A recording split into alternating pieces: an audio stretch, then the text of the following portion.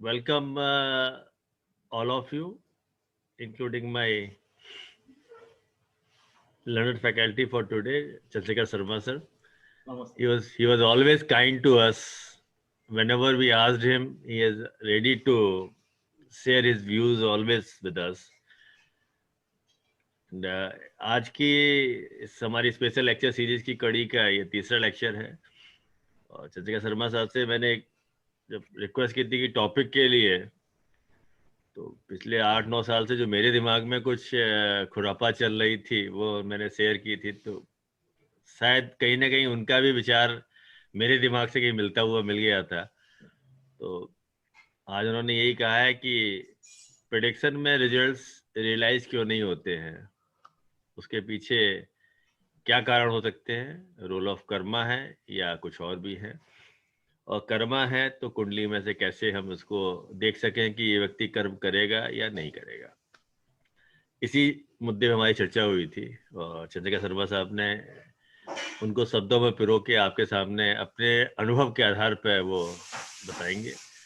और चंद्रिका शर्मा साहब के साथ मैं इतने कह सकता हूँ कि उनका सहज स्वभाव एक ऐसी नदी के स्वरूप में है जहाँ पे गंगा की तरह कि आप जाइए और स्नान कर लीजिए, आपके सारे जो है चीज़ें आराम मिल जाती है।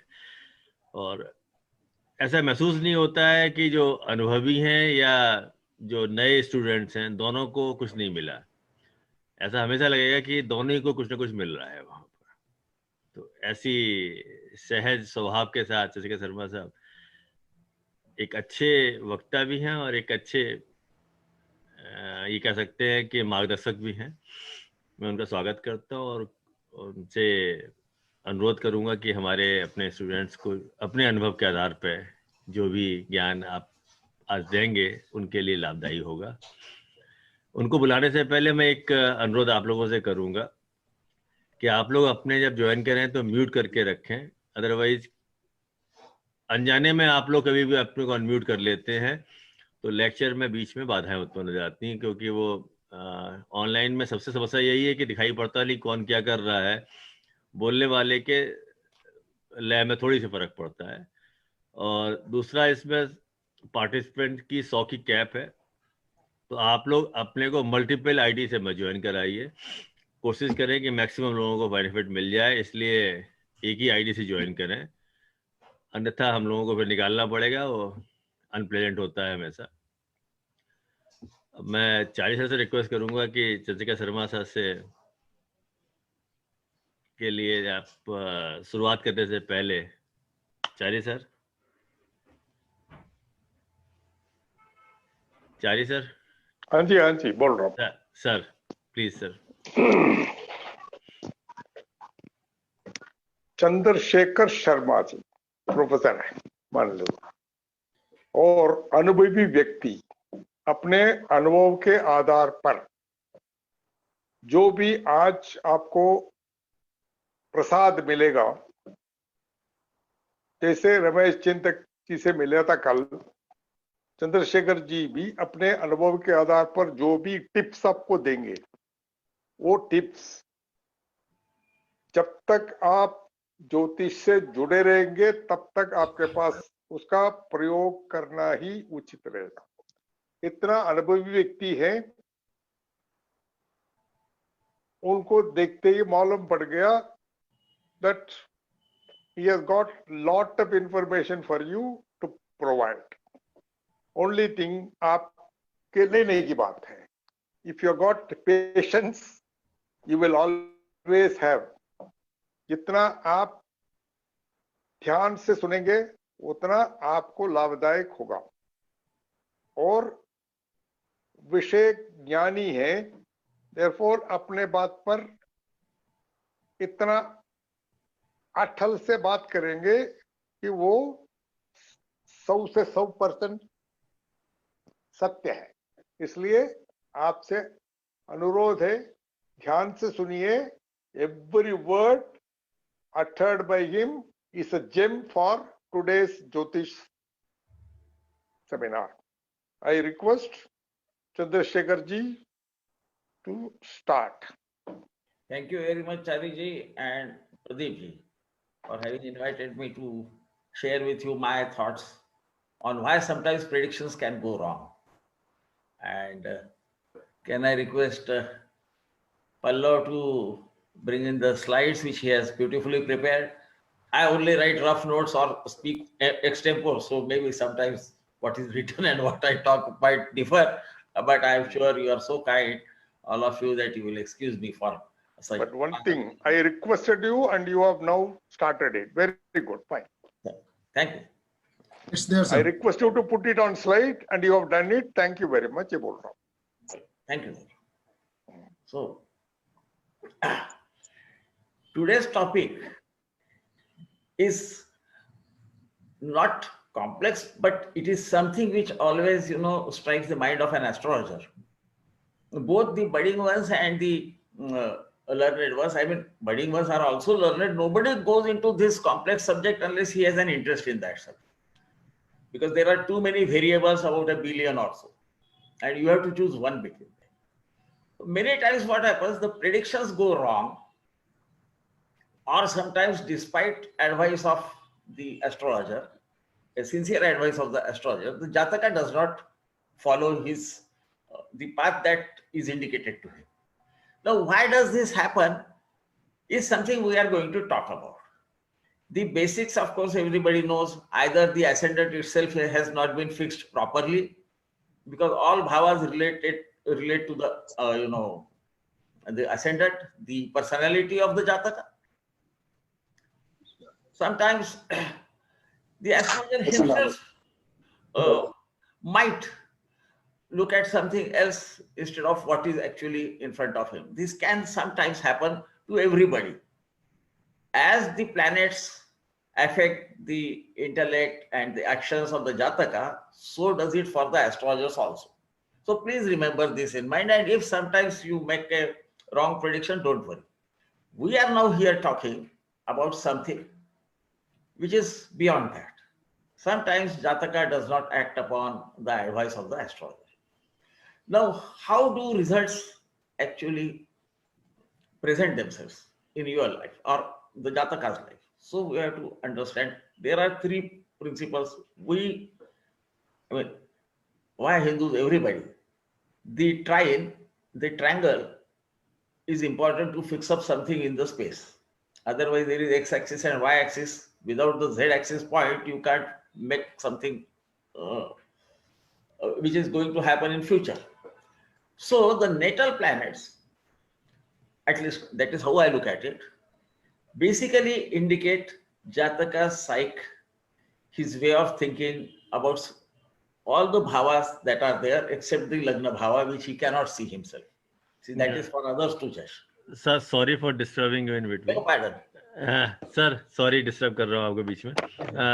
थोड़ा सर हिंदी में भी बीच में बोल दीजिए. हिंदी में तो मुझे आनंद होगा, मैं हिंदी में भी बोलता हूँ. सर इंडियन भाषा हिंदी में भी लोग प्रेमी यहाँ बैठे हैं, तो हिंदी में भी चाहेंगे. मुझे तो हिंदी तो अच्छा लगता है सर, दोनों में आप जैसे हो जाती है, महाराष्ट्र का हो.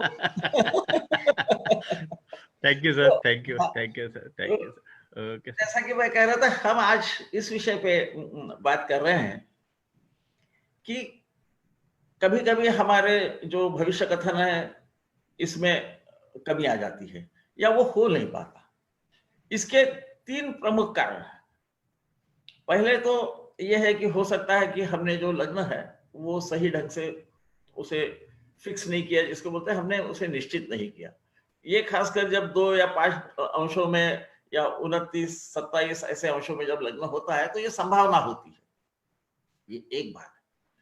यहां से हमें राशि चक्र में कौन से ग्रह कौन से स्थान पे बैठे हैं इसको निश्चित करना पड़ता है. जातक के दृष्टि से जो 11 बाकी भाव है, तनु भाव छोड़कर, लग्न भाव छोड़कर, ये जातक के दृष्टि से हम देख रहे हैं या उसी के दृष्टि से समझने की हम कोशिश कर रहे हैं. हम देखते हैं कि देखो, किसी पुत्र को लगता है कि माता मेरे तरफ ध्यान नहीं देती, दूसरे को लगता है मुझ पर बहुत प्यार करती है, क्योंकि उन दोनों के चतुर्थ भाव पे जो ग्रह प्रभाव डाल रहे हैं वो भिन्न रहते हैं. तो इसे हम पहले समझ लें. ये उसका सोच बताता है, ऐसी मेरी धारणा है. दूसरा होता है कि दशाएं, जो दशाएं हैं वो उन दशाओं में, दशा का अर्थ आप देह दशा तक जा सकते हैं, तो वहां पर किस प्रकार के प्रभाव उसके मन में या उसके मन में कौन से तरंग उत्पन्न हो रहे होंगे, वो अच्छे होंगे या उसे कुछ हमें क्षति हो रही है ऐसा लग रहा होगा या लाभ हो रहा लग रहा होगा, ये हमें दशा बताती है। उसके बाद में गोचर ग्रह है। ये गोचर ग्रह, इसको मैं लास्ट माइल स्टोन बोलता हूं। ये किसी घटना को होने के लिए कारणीभूत होते हैं, अंतिम कारण वो होते हैं। यहां तक तो ठीक है। हमारे शास्त्रों में त्रिकोण का बहुत ज्यादा महत्व है। जो अभियांत्रिकी के विद्यार्थी होंगे उन्हें मालूम है कि 3 पॉइंट लिंकेज बोलते हैं। 3 यदि कड़ियां आपने जोड़ी तो ये हिलती नहीं है, ये फिक्स रहता है ना। तो जैसा ट्रैक्टर जो चलाते हैं उनको मालूम होगा कि वो प्लाऊ को 3 पॉइंट लिंकेज लगाया जाता है, तभी जो नागर है वो ढंग से चलता है, वरना वो इधर उधर हिलते रहेगा। तो ये तो सिद्धांत तो पहले है। तो 3 चीजें हमें होना। इसके बाद हमारा भविष्य कथन आता है। हो सकता है कि हमारे से गलती भी हो जाए, क्योंकि जैसे जातक के ग्रह चलते हैं उसके मन को प्रभावित करने से उसके कर्म बदलते हैं, उसी प्रकार हमारे भी बदल सकते हैं। इसी वक्त को उसकी चिंता न करते हुए हम आगे जा रहे हैं। इसके बात यह हमारी चल रही थी कि भाई कभी कभी भविष्यवेत्ता कुछ एक मार्ग सुझाता है कि अमुक एक परिस्थिति में ऐसा करना आपके लिए पर्याप्त होगा, परंतु जातक वो नहीं करता। फिर क्या होता है? तो हम अभी ये पहले समझे कि भाई ये हमें जो कुंडली मिलती है, राशि चक्र जो मिलता है, उसमें जो ग्रहों की अलग अलग स्थिति है भावों में, ये किस प्रकार से आती है।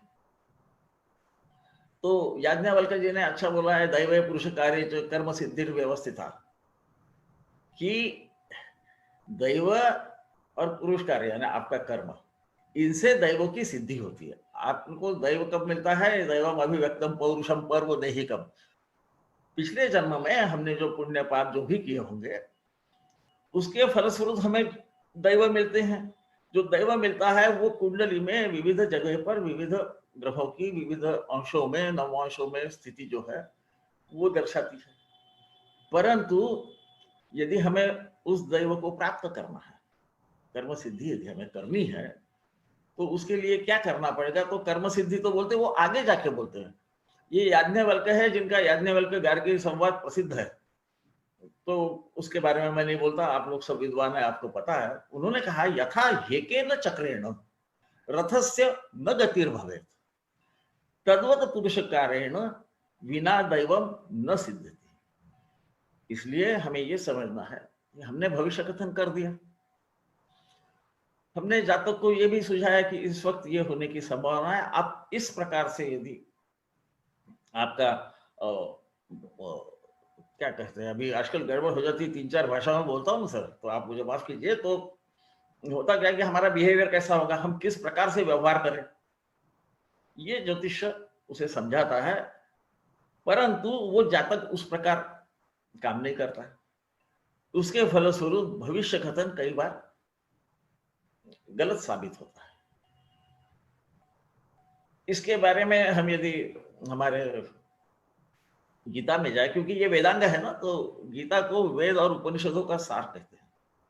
तो भगवान कृष्ण भी बोलते हैं कि यदृच्छया चोपपन्नम स्वर्गदारम भवाप्तम सुखी न क्षेत्रिया पार्थे लभ्यते यदीश्वर अथ चेत्व इमं धर्मम संग्रामम न करिष्यसि तथा स्वधर्म कीर्ति च हित्वा पापम अवाप्स्यसि। इसका मतलब ये है कि भाई हे अर्जुन, तेरे लिए जो क्षत्रियों को मिलना मुश्किल है, ऐसे युद्ध का द्वार खुल गया है, क्योंकि क्षत्रियों का रणभूमि पे स्वर्ग सिधारना सिद्ध होता था, और उनके लिए ये बड़ी अच्छी संधि रहती थी खुद को साबित करने के लिए या पृथ्वी का अधिपति बनने के लिए। और वो बोलते कि यदि ये तेरा जो धर्म है, संग्राम करने का जो धर्म है, रण करने का जो धर्म इस वक्त है, वो यदि नहीं करेगा तो तेरा धर्म तो पालन तो करेगा ही नहीं, कीर्ति भी जाएगी, आदि आदि बताते हैं। तो इसका अर्थ यह है कि भगवान भी जब बताते हैं क्या होगा, तो उसमें कर्म की महत्ता बताई गई है। अब ये कर्म को भूल जाते हैं कई बार, सभी करते हैं, तो ऐसा कुछ नहीं कि आप लोग करोगे और मैं नहीं करेंगे, सब लोग यही करते हैं। अब ये कर्म कहां से शुरू होता है? ये मन के द्वारा शुरू होता है। मन कहता है मैं ऐसा करूं, बुद्धि फिर हमारे शरीर को आज्ञा देती है कि इस प्रकार से आप बर्ताव कीजिए, और उसके बाद में कर्म सफल होता है। तो बीज क्या है? तो हमने कहा गया है कि इंदु सर्वत्र बीजाभू, सभी चीज की जड़ जो है ये मन है, क्योंकि चंद्र ये मन का कारक है। और ये मन का कारक कैसा है? मन कैसा है? तो भगवान कहते हैं कि यतो यतो निश्चरति मनश्चंचलम अस्थिरम। तो ये जो मन है ये अस्थिर है, और इसको नियमित करने से, यानी इस पे काबू पाने के बाद में जब आप बुद्धि से उसका संगम करोगे, नियमई तत्पदार्थम, सो इसका मतलब उसका जब सहयोग करोगे तभी कुछ आपको हासिल होगा, वरना आप नहीं कर सकते। अब ये जो हमारे मन में आता है ये बुद्धि में जाता है। बुद्धि स्थान पंचम है, आपको मालूम है, मन का कारक चंद्र है, ये भी आपको मालूम है। तो इनका तो संबंध है। इसके बाद में हम बुद्धि यदि मन पे हावी हो गई तो संभवतः हम जो कार्य इष्ट है, जो अच्छा है, वो कर पाएंगे। यदि ना हुई तो हम दूसरा कार्य करेंगे। मन को तो कुछ ना कुछ करना है, अच्छा करेगा या बुरा करेगा।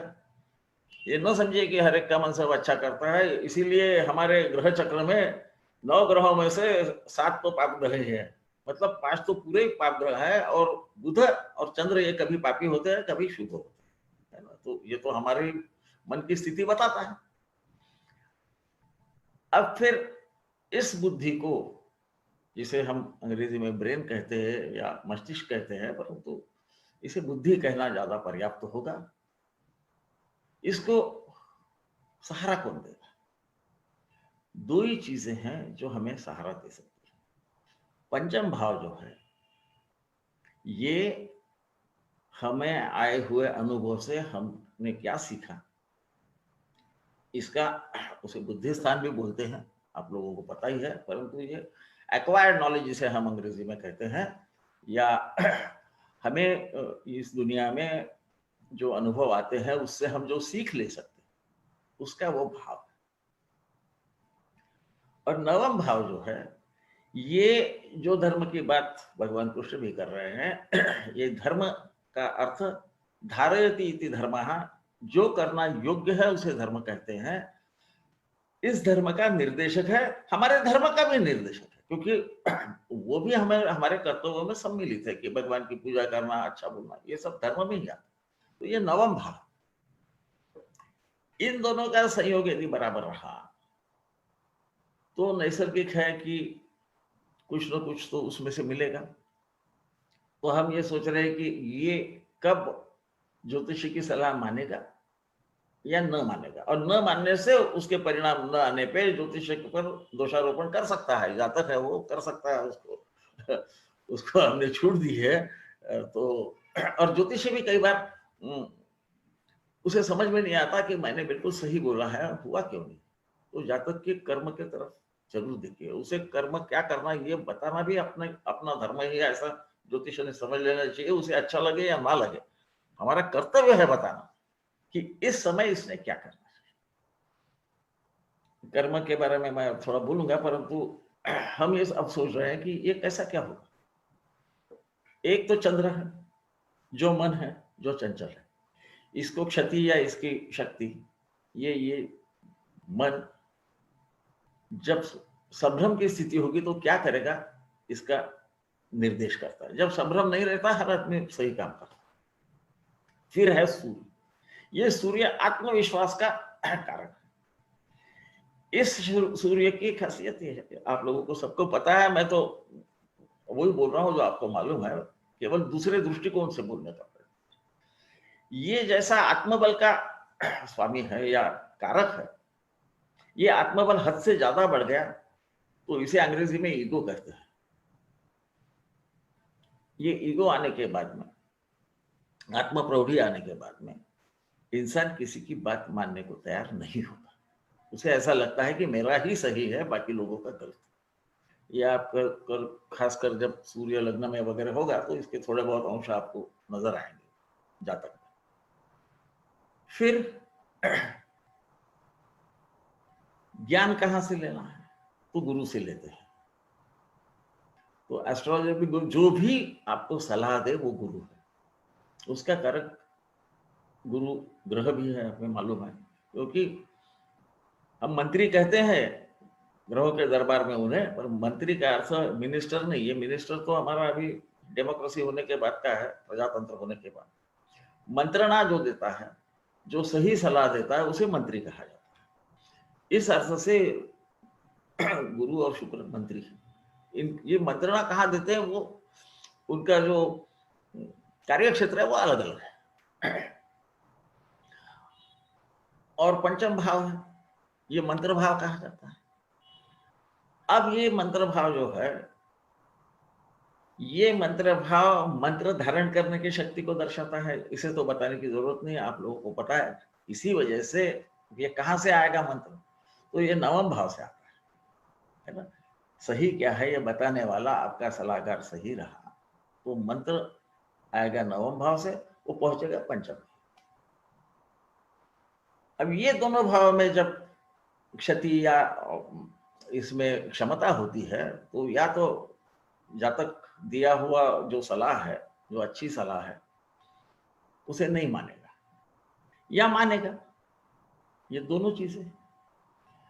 अब गुरु यदि नवम भाव में स्थित हो तो कई बार ऐसा समझा जाता है कि ये सलाह मानेगा, लेकिन इसे सलाह मिलेगी, क्योंकि गुरु पंचम भाव में देखेगा तो इसे सलाह तो जरूर मिलेगी, परंतु ये वो सलाह मानेगा नहीं। इसका भरोसा नहीं होगा सहसा हर चीज में नहीं। गुरु यदि जिसको वीक है बोलते हैं, क्षीण है, तो वो मानेगा। और इसके लिए मैं आधार ढूंढ रहा हूं जैमिनी महर्षि का, जिन्होंने बोला रवि गुरुभ्याम गुराव विश्वास।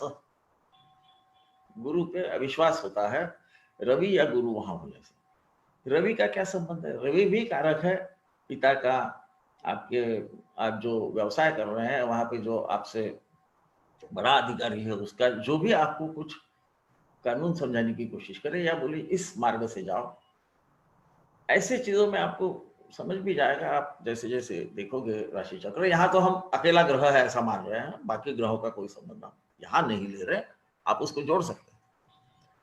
तो नवम भाव में रवि होने से सहसा जातक को मैं जो कर रहा हूं वो ही सही है ऐसा लगेगा, क्योंकि ये आत्मबल है, तो इसका आत्मबल नवम भाव में है।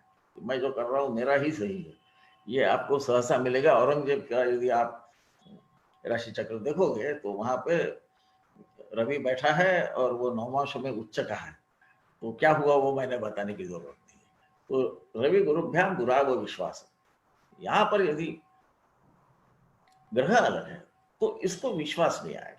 गुरु होगा तो ये विश्वास नहीं रखेगा, रवि होगा तो ये खुद ही गुरु खुद को मानेगा, दूसरे को किसी को मानने को वो सहसा तैयार न होगा।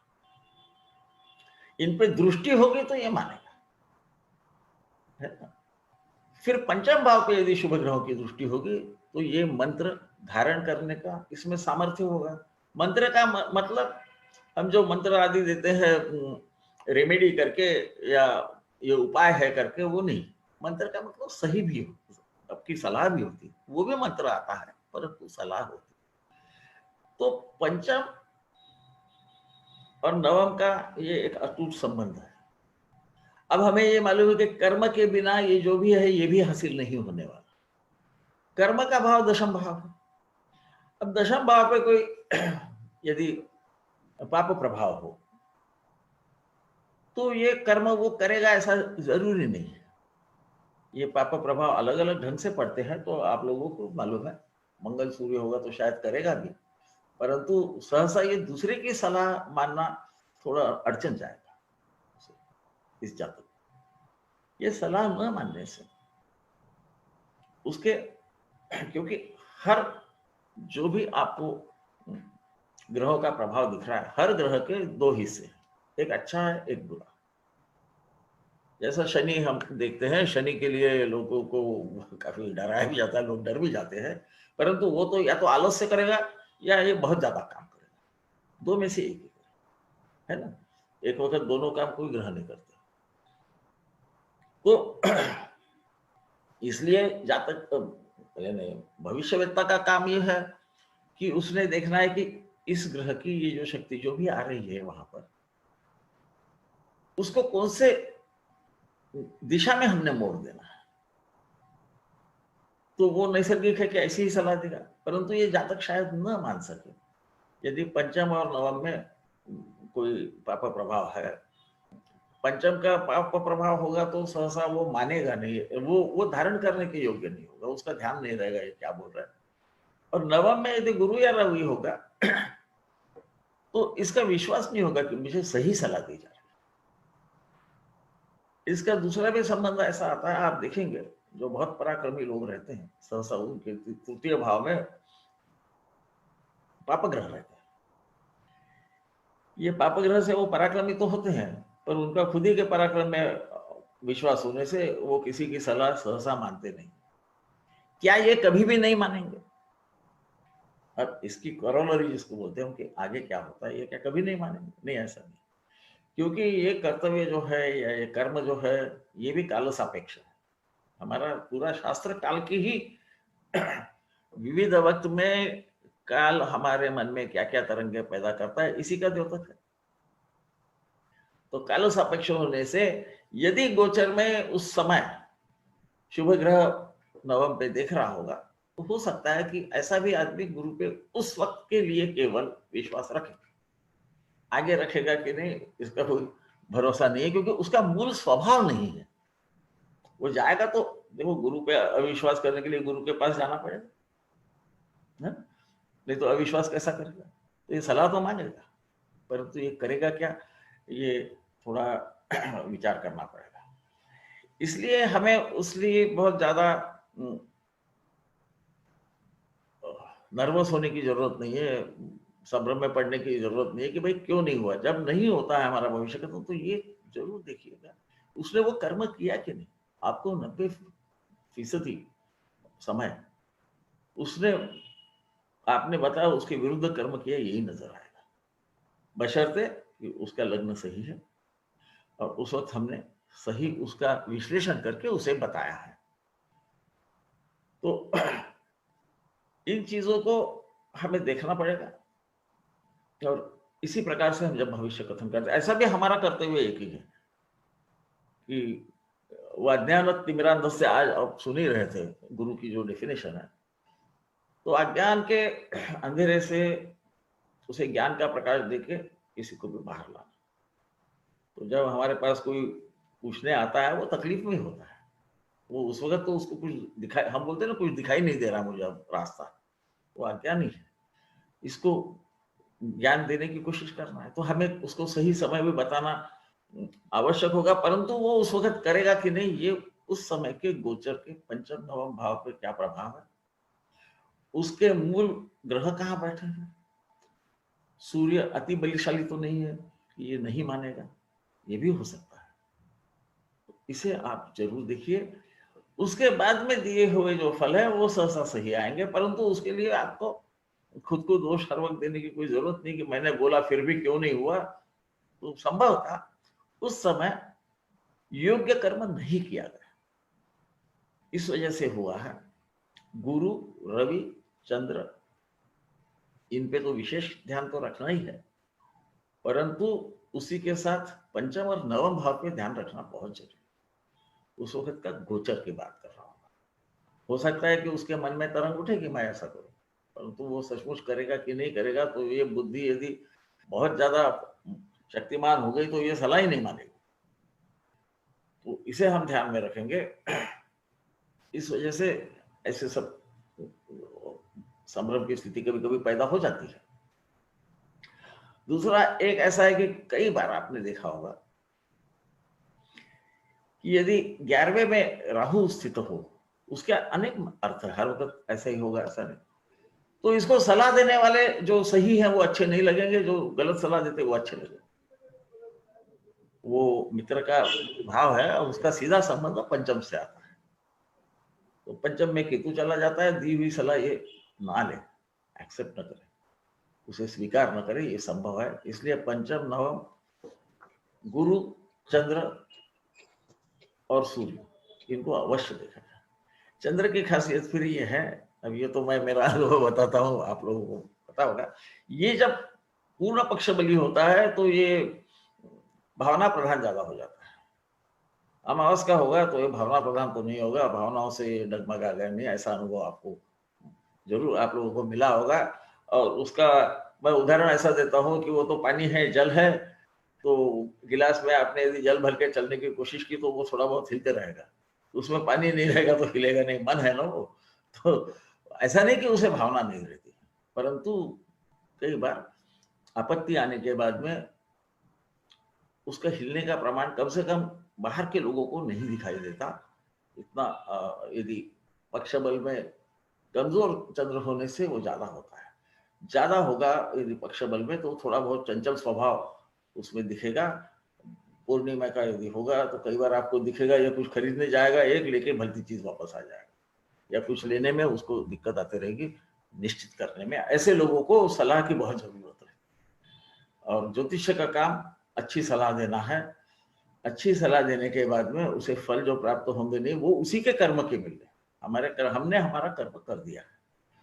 तो इस वजह से कई बार जातक जो बताया गया है उसका अनुकरण करते नहीं है, उसके बाद फल नहीं मिलते, और अच्छे ज्योतिषी भी कभी संभ्रम की स्थिति में पड़ जाते हैं कि भाई मेरी कहीं गलती हो गई क्या। तो बहुत बार जो तकलीफें रहती है वो यही रहती है, ऐसा मेरा मानना है। सब अनुभवी महान लोग बैठे हैं, उनको उनका मत भी आप जानिए, क्योंकि हर एक को अलग अलग अनुभव आता है। आखिरी में ये जो शास्त्र है ये ऋषियों ने लिखा है जरूर, पर उन्होंने भी कहा है कई जगह कि मेरा ऐसा मत है, दूसरे का दूसरा मत है। पाराशर जी ने कहा है गर्गा दीना मता, मेरा ये मत है, गर्गा आदि का अलग मत है। तो इसमें मत भिन्नता होने में कोई गलती नहीं है, हम उसका तत्व समझ लें। पंचम भाव या मंत्र भाव है, मंत्र देने वाला भाव नवम भाव है। यहाँ से आया हुआ मंत्र यहाँ जाएगा क्या, और इसे वो स्वीकार करेगा क्या जातक, इसे देखने के लिए हमें पंचम और नवम दोनों भाव देखना चाहिए। क्योंकि हो सकता है उसका सलाहकारी गलत हो, नवम भाव तो वो भी दिखा सकता है ना। तो इसे हम समझ के यदि जाए तो मुझे ऐसा लगता है कि ये जो पहेली है कि कई बार हम बताते हैं वो होता नहीं है, और हमें मालूम रहता है कि हमने बिल्कुल सब जो तत्व है ज्योतिष के वो बराबर उस पर अप्लाई की है, उस कुंडली पे उसे सही बताया है। गोचर भी वो घटना होने की सूचना हमें दे रहा है उसी वक्त, और फिर भी काम नहीं। तो मुझे ऐसा लगता है कि ये मेरा मत है। आप लोग विद्वान हो, आपको इसका जो फायदा होगा तो जरूर मुझे बताइए, न होगा तो भी बताइए, क्योंकि मैं भी उसमें से सीखता हूँ। हम लोग ऐसा समझते हैं कि हम किसी को बताते हैं, हम उपकार करते हैं। मेरा कहना उसके विरुद्ध है कि जब हम किसी को बताते हैं वो प्रश्न पूछते हैं, प्रश्न पूछने से हमें विचार करने के लिए बाध्य करते हैं। वरना बहुत साल हो गए हमारे समान, मेरे समान खासकर उम्र हो गई तो ऐसा लगता है कि हमें सब कुछ आता है। तो जग में ज्ञान तो बहुत है, अथांग सागर है, उसमें की दो चार बूंदे हम लोगों को मिल गए, हम जरा जल्दी आ गए जिंदगी में यहाँ पर इस दुनिया में, तो हमें थोड़ी ज्यादा मिल गई। इसलिए इन चीजों को जरूर ध्यान रखिए, जब आप सलाह देते उस वक्त उसको थोड़ा सूचित भी कर देंगे तो अच्छा है कि आप फिर से एक बार सोच लीजिए। मुझे ऐसा लगता है ये मार्ग यदि आप अनुसर करोगे तो इस आपदा से भी आप बाहर निकलोगे। जैसा अर्जुन को लगा था मेरे मामा चाचा सब सामने खड़े हैं, है ना, और मैं इनसे युद्ध कैसा करूं। तो आप देखिए गोचर की शक्ति यदि आपको सोचना है तो विराट राजा से की जब गाय छुड़ाई इन्हीं पांडवों ने और इसी अर्जुन ने, तब उसके दिमाग में नहीं आया कि मैं मेरे चाचा मामा भाइयों से लड़ रहा हूं, है ना। ये समय की शक्ति है, ये गोचर की शक्ति है। उतने ही समय में सूर्य का ग्रहण हो रहा था, ये विषय तो अलग है, तो आप लोग जानते हैं, उसे सोचिए। नवम भाव से ही संबंधित है, उसे अपने कर्म का ज्ञान नहीं हो रहा था, मैं सही कर्म क्या करूं। भगवान कृष्ण ने उसी के बारे में 18 अध्याय तक उनको बताया समझा, है ना। एक अध्याय में वो नहीं समझे, वो भी धनुर्धर थे, उनका भी शायद सूर्य नवम भाव में होगा, मुझे मालूम नहीं उनका शायद, तो अपने बल पे उनका जरूर विश्वास था, पर उस वक्त वो डगमगा गए। सूर्य जब वीक हो जाता है आदमी, कई बार उसका विश्वास भी चला जाता है, आत्मविश्वास यदि कम हो तो इंसान अलग अलग जगह से सलाह लेके बराबर गलत सलाह लेने की संभावना होती है। ऐसा किया तो उसे क्षति पहुंचती है, ये मेरा मानना है। मुझे आशा है, मैं ऐसा बहुत जल्दी जल्दी बोलता हूँ तो मेरा कुछ समझने में तकलीफ हुई होगी तो मुझे बताइए।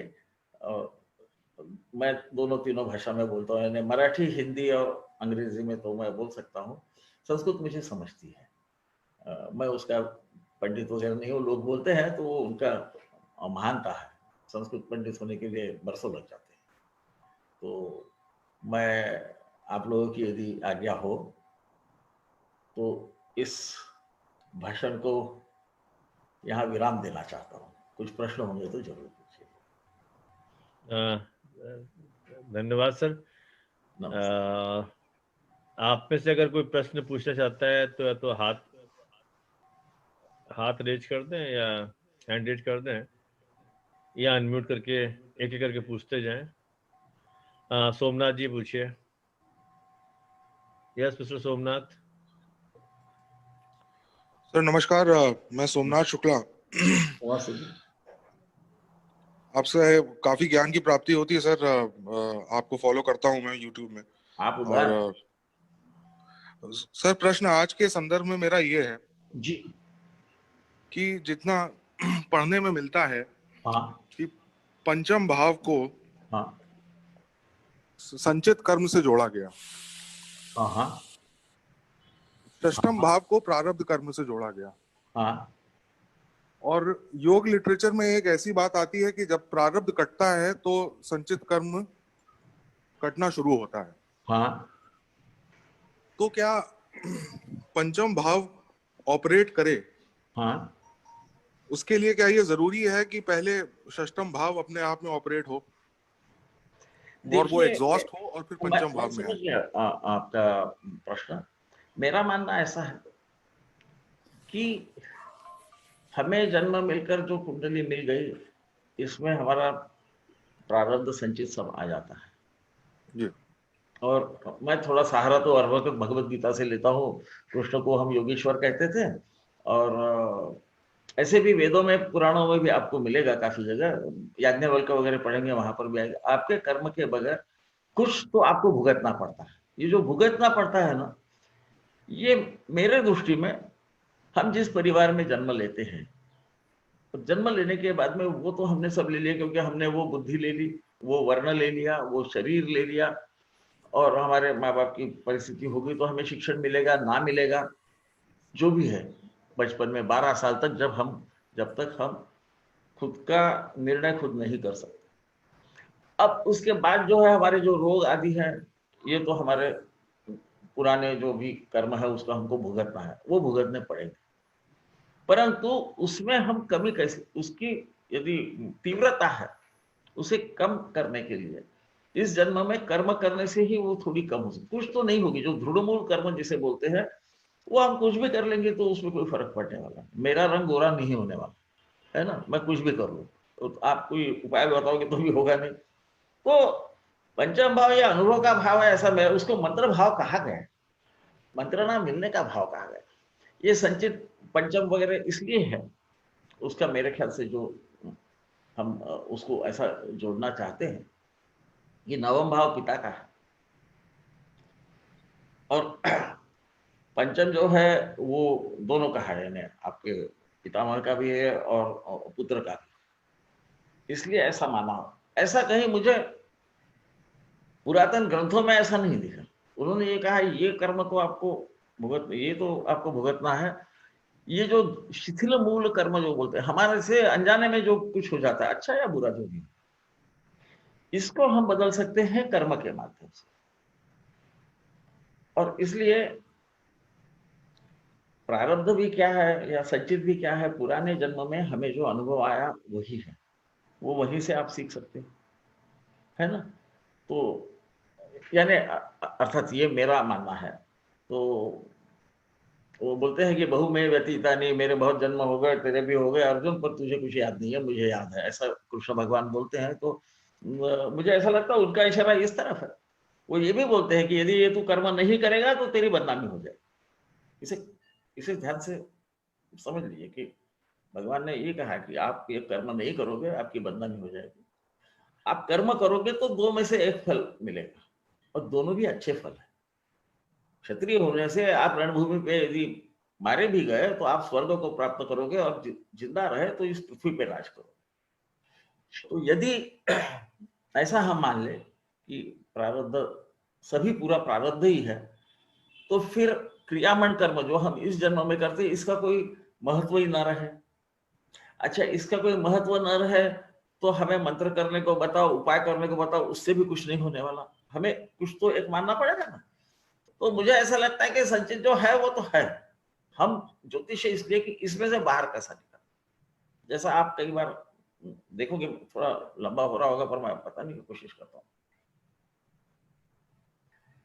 कि ये मंत्र भाव जो है, आपको याद होगा यदि, तो जैमिनी बोलता है कि स्वांश से त्रिकोण में यदि दो पाप ग्रह रहे तो वो मांत्रिक होता है। उनपे पाप दृष्टि होगी तो वो निग्राहक होता है, और यदि शुभ दृष्टि होगी तो वो अनुग्राहक होता है ना। तो ये पंचम भाव से आपके बुद्धि का और मंत्र का संबंध जैमिनी ने भी जोड़ा हुआ है, पंचम और नवम दोनों से, क्योंकि त्रिकोण की बात करते हैं तो त्रिकोण दो ही है ना। स्वांश से आत्मकारक से, आत्मकारक चर आत्मकारक से उन्होंने बोला, पर आत्मकारक ये हमारे आत्मबल का, हम किस ढंग से सोचते हैं, हमारा क्या विश्वास है, इसका प्रतीक है। हमारे शरीर का भी प्रतीक है। आत्मा तो हम बोलते हैं पर सही शब्द तो आत्मकारक है। तो इसलिए पंचम का मंत्रों से संबंध आता है। ये मंत्र आप अच्छे करो या बुरे करो, ये आपके स्वभाव पर है। पर कभी कभी देखिए, इसीलिए मैंने बोला कि काल सापेक्ष होता है। ऐसा मान लीजिए कोई आदमी चोरी करके भाग रहा है और आपको किसी ने बोला वो कहाँ गया, तो आपने कहा इस दिशा में गए, जो आपने सही बताया, ये आपने किया भी सही है। परंतु वही कर्म कोई सज्जन जा रहा है, उसके पीछे 10 गुंडे लग गए हैं, और आपको यदि पूछा कि वो कहाँ गया और आप यदि सही दिशा बता दो, तो ये कर्म गलत है, ये धर्म संयुक्त नहीं। और ये करने की आपको प्रेरणा आपका मन दे सकता है, आपको जो पुराने अनुभव है वो दे सकते हैं कि ऐसा किया तो क्या होता है ना। इसलिए मैं पंचम भाव को अनुभव, आए हुए अनुभव का भाव मानता हूँ। उसको मैं बोलता हूँ एक्यूमुलेटेड, एक्वायर्ड नॉलेज बोलता हूँ। जो हमें आगे में जाके ज्ञान मिलता है उसका बोलता हूँ।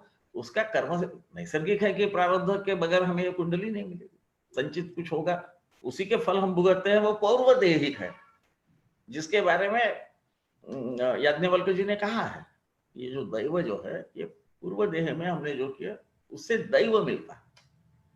पर कर्म के बगैर दैव के सिद्धि होती नहीं है। बुरे चीजों के लिए नहीं बोल रहे, वो बोल रहे अच्छे जो भी आपको पूर्व देह में जो किया है उसका जो मिल रहा है, उसके लिए आपको सही कर्म करना पड़ेगा। तो इसीलिए मैंने दशम भाव का भी उल्लेख किया, आपने देखा होगा। परंतु यहाँ हम देख रहे हैं कि सलाह जो है वो ज्योतिषी ने दी हुई या किसी ने भी दी हुई, ये मानता क्यों है ना। क्योंकि मन जो है इस पे किसी का कंट्रोल नहीं है। मेरे ख्याल से वो यहाँ ये जगह तो नहीं है, पर ऐसा कहा जाता है कि आत्मा जो है वो तो उसको कुछ होता नहीं है, वो ये सब भुगतता है। जब जिस भी लोक में हो वहां सोचता है अब मैं जन्म लूंगा तो ऐसा गड़बड़ कभी नहीं करूँ, है ना। फिर वो गर्भ में आ जाता है, वहां पर भी सोचता है, वो वर्णन ऐसा है कि वो गंदगी में पड़ा रहता है, एमनियोटिक सैक में रहता है गर्भ जो है, वो उसका सब मलमूत्र वहीं होते रहता है। तो बोलता है ये बहुत ही गंदे में पड़ा, मैं अब तो बिल्कुल नहीं करने वाला गड़बड़ दोष। जब उसका जन्म हो जाता है, वो पहली सांस लेता है, उसे अहंकार आ जाता है। तो अहंकार मूर्ति आदि रूप से बताया गया है। और फिर आगे ये कहते हैं कि पर मन जो है फिर इसको लेके घसीटते हुए जाता है, जहां मन जाएगा यहाँ इसको जाना पड़ता है, और इसके वजह से इसके हाथ से फिर से पाप होते हैं, ऐसी एक संकल्पना है ना। तो ये हमारे सब ये धर्म के बारे में मैं ज्यादा कभी बोलना नहीं चाहता, इसलिए ये अलग अलग विषय है, मैं उसका अधिकारी भी नहीं हूँ। परंतु वेदांग होने से सभी जो हमारे शास्त्र है उनसे ये संलग्न है। तो संचित है तो है, उसको काटना कैसा, यही सवाल है। तो राजा नहुष वगैरह की आपने कथा सुनी होगी, अब यहाँ मैं बताता नहीं, वो बहुत लंबी हो जाएगी। तो आपका मानना कोई गलत नहीं है, पर ये संचित को आपको बुद्धि के द्वारा इसके ऊपर अधिकार प्राप्त करना है। वो फल है वैसे ही मिलेंगे ऐसा हम सोच रहे होंगे, तो फिर ज्योतिष से कोई संबंध नहीं। ज्योतिष बनाई इसलिए कि जो कठिनाइयां हैं वो कम कैसी हो। अब शून्य की बात नहीं करते, मैं कम से कम, मैं वो तो पूरा कुछ नहीं जाएगा, कुछ तो होगा, परंतु इसकी तीव्रता हम कितनी कम कर सके। जैसा इस आदमी को समझो वो कुष्ठ रोग का एक है ना, चापे चंद्रे है ना, मेरे ख्याल से कुछ दृष्टि महारोग बोला हुआ है आचार्य जयमिनी ने, महर्षि जयमिनी ने। हाँ ठीक है, तो ये दिख रहा है तो उसको बोलना ना कि आपको जब भी कुछ सेंसेशन संवेदना खत्म हो जाए, ऐसा कुछ लगे, तो आप जल्दी से जल्दी वैद्य के पास पहुंच जाओ, दवाई चालू कर दो, आपकी उंगलियां गिरनी पड़ेंगी, है ना, क्योंकि वो उसके भाग्य में तो है, उसको कुछ तो मिलेगा, उसका इतना तिनका तो जरूर मिलना है। तो इस दृष्टि से मैं देखता हूँ। और कुछ? बहुत बहुत प्रणाम सर, बहुत बहुत प्रणाम। चाणक्य तिवारी, चाणक्य तिवारी। हाँ जी प्रणाम सर। प्रणाम बेटा। हाँ जी सर, एक बात ये जाननी थी बुद्धि के बारे में सर। अभी आपने कहा कि बहुत इम्पोर्टेंस है और वो पता ही है सर। काल पुरुष की कुंडली में जो है बुध की दोनों राशियों को केंद्र या त्रिकोण में स्थान नहीं मिला है, बाकी सब राशियों को मिला है। बराबर। तो इसके लिए क्या कारण सर हो सकता है? अगर बुद्धि की इतनी इंपॉर्टेंस है तो ये काल पुरुष के अंदर इसका कोई खास कोई स्पेसिफिक रीजन है सर? देखिए, बुध का बुद्धि से हम सीधा संबंध जोड़ना चाहते हैं। मेरा मत ऐसा है कि किसी भी चीज को सहज समझना ये बुध का अधिकार है। जी सर। जो वास्तविक जो बुद्धि है ये गुरु प्रदान करता है, गुरु ने बुध को सिखाया है ना। हमारे हम यदि पुराणों में जा रहे हैं जी सर, और आपको मालूम होगा कि वो जब तारा से वापस आया उसे समझा अपना बच्चा नहीं है। हाँ जी। तो उसकी तीक्ष्ण बुद्धि देखने के बाद गुरु ने बोला कोई हरकत नहीं, इसे मैं मेरे बेटे समान नहीं पालूंगा, मैं इसे सब ज्ञान देने वाला हूँ। Okay sir. जिसको हम अंग्रेजी में बोलते हैं ना बेटा। हाँ जी सर। के तरफ जाता है, ऐसी मेरी मान्यता है। जी सर। और पंचम भाव जो है ये नवम से नवम है ना। तो नवम भाव गुरु की मूल त्रिकोण राशि है। हाँ जी सर। ठीक है ना। इसका हम क्या बोलते हैं, एडवांस फॉर्म या टेरिशियरी फॉर्म आप बोल सकते हैं, सेकेंडरी फॉर्म आप बोल सकते हैं। द्वितीय स्थान जो है वो पंचम होता है। जी सर। इसीलिए स्त्री जातक में कहा गया है कि नवम भाव से संतति देखो, है ना। जी सर। हाँ, तो ये पंचम तो उधर भी है ना। हाँ जी। हाँ हाँ, तो आपको मालूम है तो हाँ।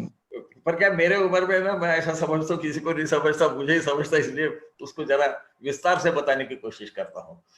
हाँ तो शायद मेरा सूर्य भी गड़बड़ कर रहा है कभी कभी। नहीं नहीं सर, कहने का मतलब यह है बेटा कि बुद्धि ये अलग चीज है जी। बुध ग्रह ये मजाक किया है, आपको मालूम है ना, उसका स्वभाव किया है। बिल्कुल मजाक भी करता है, दो अर्थ के शब्द प्रयोग करने में उसको उसके लिए बुद्धि लगती है उसमें। जी सर। हाँ, या कोई भी चीज का आकलन बहुत जल्दी करने है ना। इसके पराक्रम करने के लिए आपको ये तो समझना चाहिए कि मेरे में क्या क्षमता है, ये शायद वो ग्रास कर लेता होगा, और वो ऐसा भी ज्ञाति कारक है। तो आप देखिए उसकी जो राशियां है ना, एक भय की राशि है जिसे भ्रातृभाव बोलते हैं, और दूसरी ज्ञाति की राशि है। हाँ जी सर। काल पुरुष में बिल्कुल भावों का वो प्रतिनिधित्व करता है, और इसलिए मुझे लगता है कि उसको बुद्धि का स्थान नहीं दिया। अच्छा, को दिया है, वो आत्मा तो है। हाँ जी सर। आत्मा बल ज्यादा हो गया तो फिर वो हाँ, हम पुराणों में देखते हैं ऐसी बहुत सारी चीजें कि जहां पर राजा नहुष इंद्र बनने के बाद भी फिर नीचे सर्प करके आना पड़ा। वही हुआ कि सूर्य का अति ज्यादा होना। आपको शायद याद होगा कि सूर्य यदि सिंह राशि में लग्न में बैठ जाए तो ऐसा कहते हैं रतौंधी होती है ना। जी सर। जी सर। उसका प्रखर तेज है, वो जब ज्यादा प्रखर हो जाता है। हाँ, इसीलिए जब सूर्य का उदय हुआ, ऐसा कहते हैं, आप लोग यदि बोर नहीं हो रहे होंगे तो नहीं सर, सूर्य का जब उदय हुआ तो सब चीजें जलने लगी। Yes sir. प्रखर तेज था। ऋषियों ने जाके उनको विनती की कि साहब ये तेज थोड़ा कम करो। क्योंकि आपने जिनको जीवन देने के लिए आप उगे हो वो मर रहे हैं, तो फिर उनके सब किरणें काटी गई विश्वकर्मा को बुलाकर, और फिर उसमें शिव का त्रिशूल और फिर सुदर्शन चक्र, यमदंड आदि उन्होंने तैयार किया, इसकी कहानी है या उसके प्रभाव से संज्ञा चली गई। तो कभी कभी जब वो जाता हो जाता है तो फिर वो वृथाभिमान की तरफ चले जाते हैं, तो क्योंकि वो सूर्य है, इसीलिए सूर्य को आत्मबल भी दिया है और सूर्य को राजा का भी पद दिया है। राजा को भी अपने बारे में जरा ज्यादा ही समझता है, राजा अपना वो ताजवाज सर पे रख के उच्च स्थान पे बैठता है, वो एरोगेंस में बदल जाता है, शायद ईगो भी उसमें होता है, तो वो ज्यादा हो गया तो दुखदायक ईगो होता है। अच्छा रहा तो एडमिनिस्ट्रेटिव कैपेसिटी आती है। ओके, ठीक है, thank you sir, thank you so much. Rahul, doctor Rahul Kamat.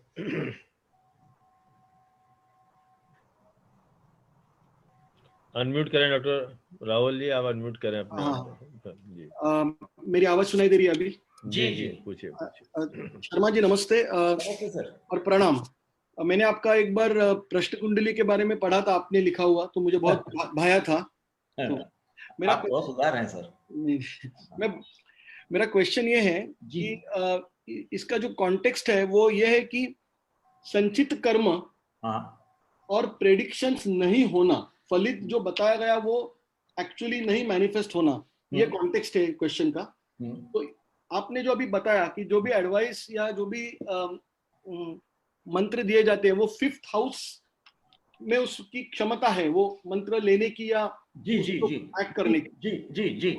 तो 5th हाउस में डीप डाइव करना जरूरी नहीं है क्या? मतलब क्योंकि 5th हाउस अगर हमको और उसका अध्ययन करना है तो हमको डिविजनल चार्ट्स में भी जाना पड़ेगा शायद। रेगुलर तो षष्ठ्यांश है, H60 तो है, मतलब पास्ट लाइफ में जाना पड़ेगा। जैसे आपने कहा कि पास्ट लाइफ मतलब ये इस पर्सन को सभी एडवाइस मिलता है, सभी काउंसलिंग मिलता है, लेकिन इस मानता नहीं है या मानता है तो भी वो प्रेडिक्शंस होते नहीं है वो टाइम पे समाओ।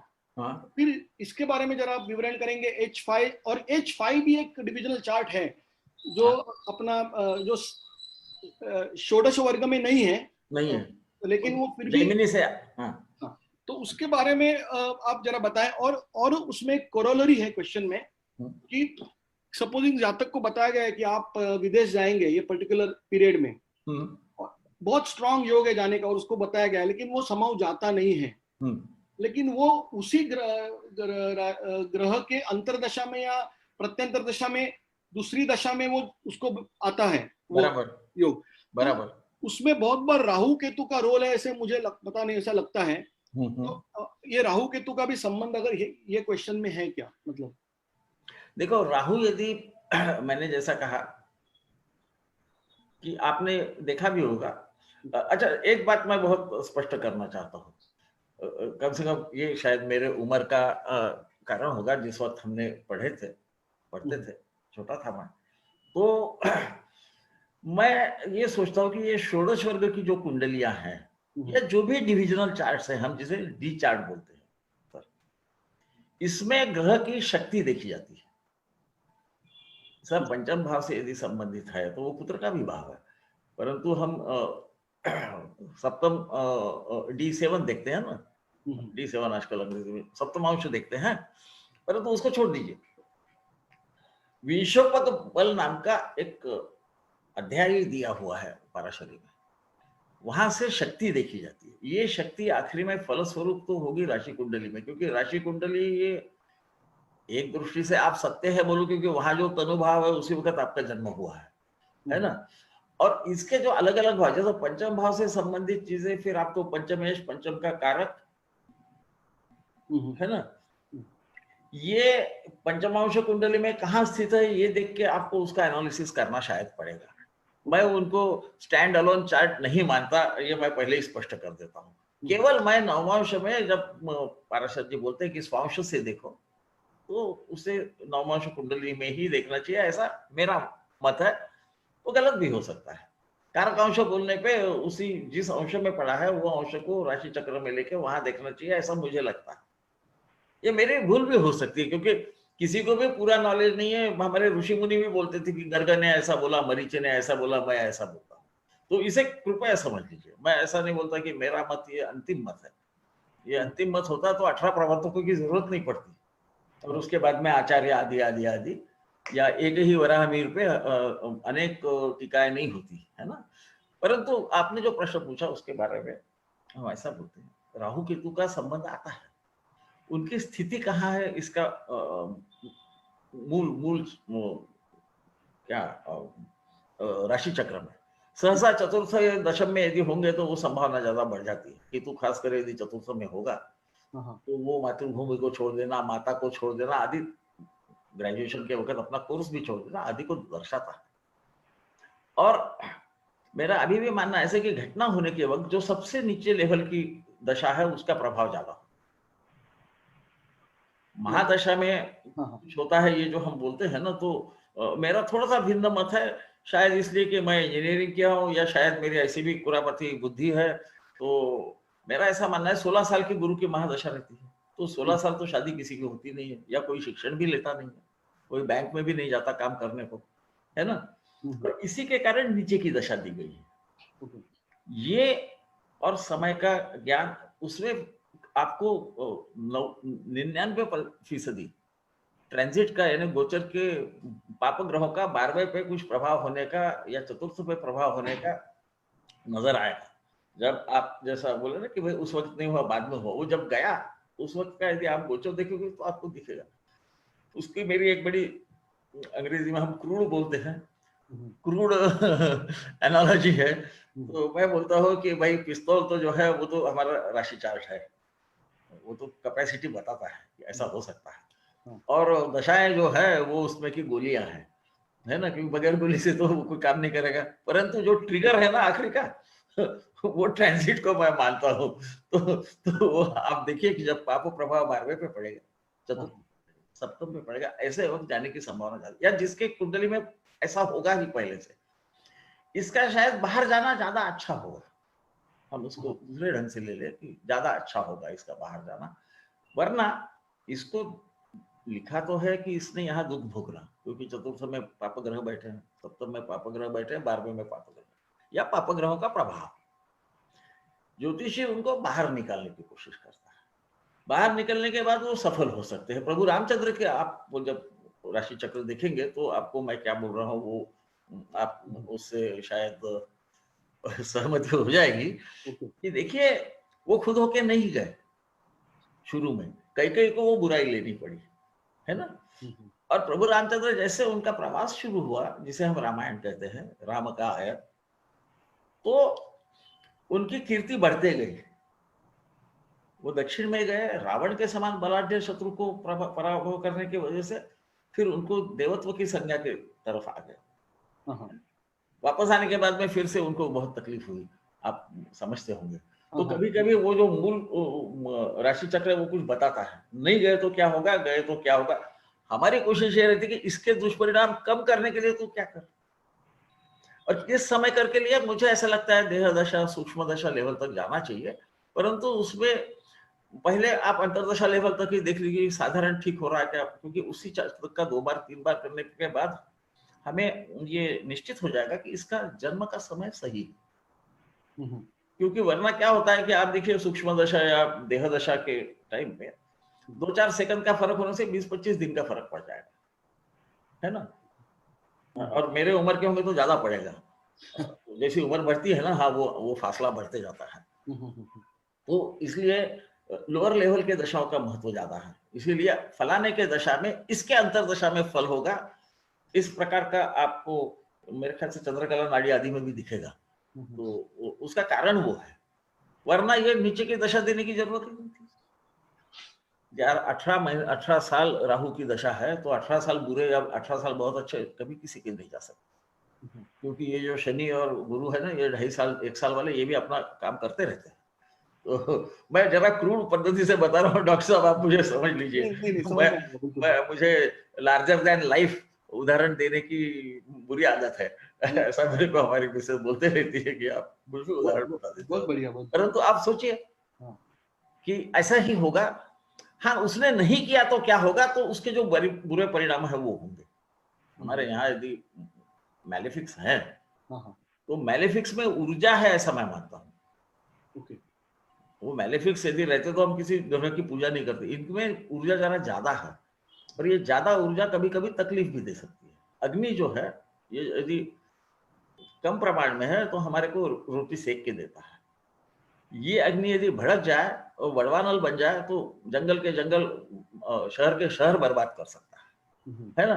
पर वो तेज है, तो आप देखिए जितने भी सूर्य है, मंगल है, इनका जो तत्व है वो अग्नि तत्व होगा, है ना। यही राजा है, यही क्या बोलते हैं उसको, हमारे सेनापति है। यहाँ तो अकल भरी है, पंचम और नवम भाव में बुद्धि का संबंध है। ये हमारा मस्तिष्क की बात और हमारे जो एडवाइस हम दे रहे हैं उसकी बात करते हैं। वो मुझे ऐसा लगता है कि राहु केतु का जरूर संबंध है, आपका गलत नहीं है। बिल्कुल सही, बिल्कुल सही। सर आपकी अनुमति हो तो 2-3 क्वेश्चन और ले लो, क्योंकि काफी लोग पूछ रहे हैं। जी जी जी, कोई प्रॉब्लम। आराधना शर्मा। आराधना शर्मा जी प्रणाम सर। सर मेरा क्वेश्चन ये है कि अगर एक तो क्या एज होती है जिसमें कि बच्चे की कुंडली दिखाई जानी चाहिए? मेरा ऐसा मानना है कि 12वें साल तक तो हमने देखना नहीं चाहिए, बशर्ते कि उसकी तबीयत का कोई बहुत ज्यादा सीरियस चीज ना हो। जी सर, थैंक यू। एंड क्या होता है, मैं बेटा उसका थोड़ा सा कारण बता दो। कारण ये रहे कि तब तक वो माता पिता के कर्म पे ही उसको जो भी परिणाम मिलने हैं वो मिलने हैं। जी हाँ, क्योंकि तब तक वो कुछ अपने, हाँ, क्योंकि कर्म के बगैर फल नहीं मिलेंगे, तो वो उसके कुंडली के उसको फल बहुत कम प्रमाण में मिलते हैं। और कहा है कि 12वें साल तक नहीं देखना चाहिए, 24 साल बोला है उन्होंने, तो उसका लॉजिक थोड़ा अलग है। तभी देखो जब कोई बीमार हो बच्चों को, हाँ बहुत बीमार है तो फिर तो हमने देखा, वो आपका कर्तव्य है कि हो सके कि डॉक्टर को समझ में नहीं आ रहा तो उस वक्त षष्ठ और अष्टम भाव को देख के और उसकी मूल स्थिति देख के यदि हम उसे उस तरफ वो दिशा दिखा सके कि शायद इस एरिया में इसको कुछ तकलीफ हो सकता है कि वो वैद्य जो है वो उसको मदद करके वो तकलीफ में से बाहर निकाले। सर एक बात कि हर कुंडली के लिए कोई ना कोई ग्रह अकारक होता है। हाँ, तो क्या बचपन से ही उसको नहीं देख लेना चाहिए कि ये कारक है, ताकि उसकी हेल्थ और एजुकेशन और आगे करियर? हाँ, नहीं आपका प्रश्न सही है बेटा। प्रश्न क्या होता है, देखो आप माँ बाप को जब बताते, क्योंकि पूछने को बच्चा तो आएगा नहीं, माँ बाप आएंगे, है ना। मुझे ऐसा लगता है कि क्यों पाराशर जी ने कहा है, या सब मेरे जनरेशन के भी लोग नहीं देखते थे क्योंकि ऐसा यदि मैंने देखा कि इसके चतुर्थ भाव पे अच्छा प्रभाव है, द्वितीय पे भी अच्छा प्रभाव है, और मैं आपको बोल दूं, माँ को खासकर, पिता को भी बोल दूं, वो भी वही करेगा, कोई फर्क नहीं पड़ने वाला, कि ये बहुत ज्यादा पढ़ेगा, ये जाके उस बच्चे को आज नहीं कल बोलने वाले हैं। फिर उसको ऐसा लगे वो कोमल वय है, उसमें तो भावनाएं चलती है, बुद्धि कम चलती है, तो वो सोचेगा कि मैं इतना विद्वान हूं तो मुझे आज पढ़ाई करने की कोई जरूरत नहीं। तो आप उसका जो ग्राफ ऊपर जा रहा है उसको दबा दोगे, या ऐसा बोला कि इसको संभावना है कि इसे 8वीं कक्षा में तकलीफ हो जाएगी पढ़ाई में, ये बता देंगे, उसका कॉन्फिडेंस टूट जाएगा। इसलिए शायद, क्योंकि 12वें साल तक गुरुकुल भेजा जाता था बच्चों को, और 24वें साल में वो वापस आता था, तब तक ये सब शास्त्र सीख के आता था, उस वक्त उसने सुनना चाहिए। इसका कारण शायद यही होगा, ऐसे मेरी धारणा है कि प्यार की वजह से लोग बोल देते हैं, तो उस वक्त वो कर तो कुछ नहीं सकता, पिता ने पढ़ाया तो पढ़ेगा, नहीं तो नहीं पढ़ेगा, है ना। तो शायद क्योंकि वो उसके कर्म का तब तक संबंध आता नहीं है, वो तो माता पिता के, ऐसा कुछ बोलते हैं 4 साल तक माता के कुंडली से, और उसके बाद में 8 साल पिता की कुंडली से देखना चाहिए। जी सर, थैंक यू सर। धन्यवाद। मानिक प्रधान। मानिक प्रधान। हाँ सर, नमस्कार सर। नमस्ते सर, ये क्वेश्चन पूछे उससे पहले बता देता हूँ कि नोटा चैप्टर का ये वेयर हाउस है जी, इसके बाद क्वेश्चनों का भंडार है, इतना बेचैन हो जाता है जब तक उसको आंसर नहीं मिलते हैं, इसलिए हमने कहा मैंने पूछवा लूं, वरना ये पूरे हफ्ते परेशान रहेगा। यस मानिक जी। सर मेरे 2-3 इंटरलिंक्ड क्वेश्चन है जी। मतलब पहला तो ये था कि जब आपने बोला कि लगन को फिक्स करना चाहिए, हाँ, ठीक है, तो कई बार ऐसी कुंडलियां आती हैं जहाँ पे लगन भी आपका एंडिंग डिग्रीज में है और मून जो है वो भी नेक्स्ट हाउस में है, यानी कि सेकंड हाउस में है, और वो भी एंडिंग डिग्रीज में है। तो उस केस में कई बार मेरे को देखने में आता है कि आपको प्रेडिक्शन करते समय या तो कई बार आपको लगन को बिल्कुल मान के चलना पड़ता है या फिर आप मून को बिल्कुल मान के चलते हैं। तो ऐसे केस में हम क्या करें, मतलब किस चीज को प्रधानता ज्यादा दें, मून की कंडीशन को या लगन की कंडीशन को? नहीं, मेरा वैयक्तिक मानना यह है कि जब दोनों ही एंडिंग डिग्रीज में है तब क्या करना चाहिए? I understand. देखिए, उसका व्यक्तित्व यदि लग्न को फिट नहीं हो रहा है, क्योंकि देखो जब आपके पास जाता जाता कुछ घटना है तो उसके जिंदगी में हो गई रहती है, उसका शरीर तो आपके सामने होता है, वो अनुभव है, तो वो यदि उसको फिट नहीं होता तो उसको यदि 29 डिग्री का लग्न है तो उसे अगला लग्न पकड़ के पहले देखिए कि इसका ये स्वभाव और ये जो काम कर रहा है, जो पढ़ाई किया है नहीं किया है, शादी हुई है नहीं है, झगड़ा करता है नहीं करता, जो भी है, ये इस पे फिट होता है क्या? ये नहीं होता होगा तो हमारा मूल लग्न ही गलत है। मेरे ख्याल से गुरु नाड़ी में कहा गया है कि लग्न जब तक हम पक्का नहीं करते तब तक हमने कुछ नहीं कहना चाहिए, क्योंकि कारण यह है कि ये प्रत्यक्ष है, और चंद्र जो है वो मन का भाव है, वो मन का कारक है, वो जातक के मन की स्थिति अलग अलग बता सकता है ना। मैं समझाने में सक्षम हो रहा हूँ कि नहीं मुझे नहीं मालूम, परंतु मैं ऐसा मानता हूँ। मेरे ख्याल से चंद्र कला नाड़ी क्या कहती है कि चंद्र लग्नम शरीरम स्यात् लग्नम च प्राण उच्चते, यानी ये तो सिर्फ एक बाहर का ढांचा है चंद्र लग्न, और लग्न जो है वो एक्चुअली उसको कुछ काम करने लगे। इसी पॉइंट को लेते हुए मैंने पूछा था कि चंद्र नाड़ी में लगन को प्रधानता ज्यादा दी है।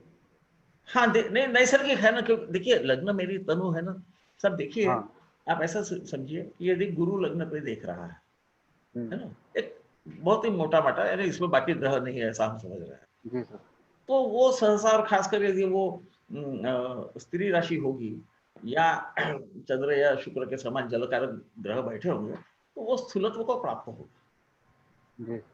अब आपको वो बिल्कुल दुबला पतला दिख रहा है और कोई शुक्र या मंगल के समान ग्रह भी वहां देख नहीं रहा, तो आप ये समझ सकते हैं लग्न बदलना शायद ज्यादा पर्याप्त होगा। इसका कारण ये है, मैं थोड़ा सा विस्तार से बोलता हूँ ताकि पूरा समझ जाए कि जन्म का जो समय है साहब, ये एकदम सही रहता है ऐसा हमें लगता है, पर रहता नहीं है, क्योंकि आजकल नर्सिंग होम में बच्चे पैदा होते हैं, वो नर्स बाहर आने के बाद में घड़ी बता देती है ना।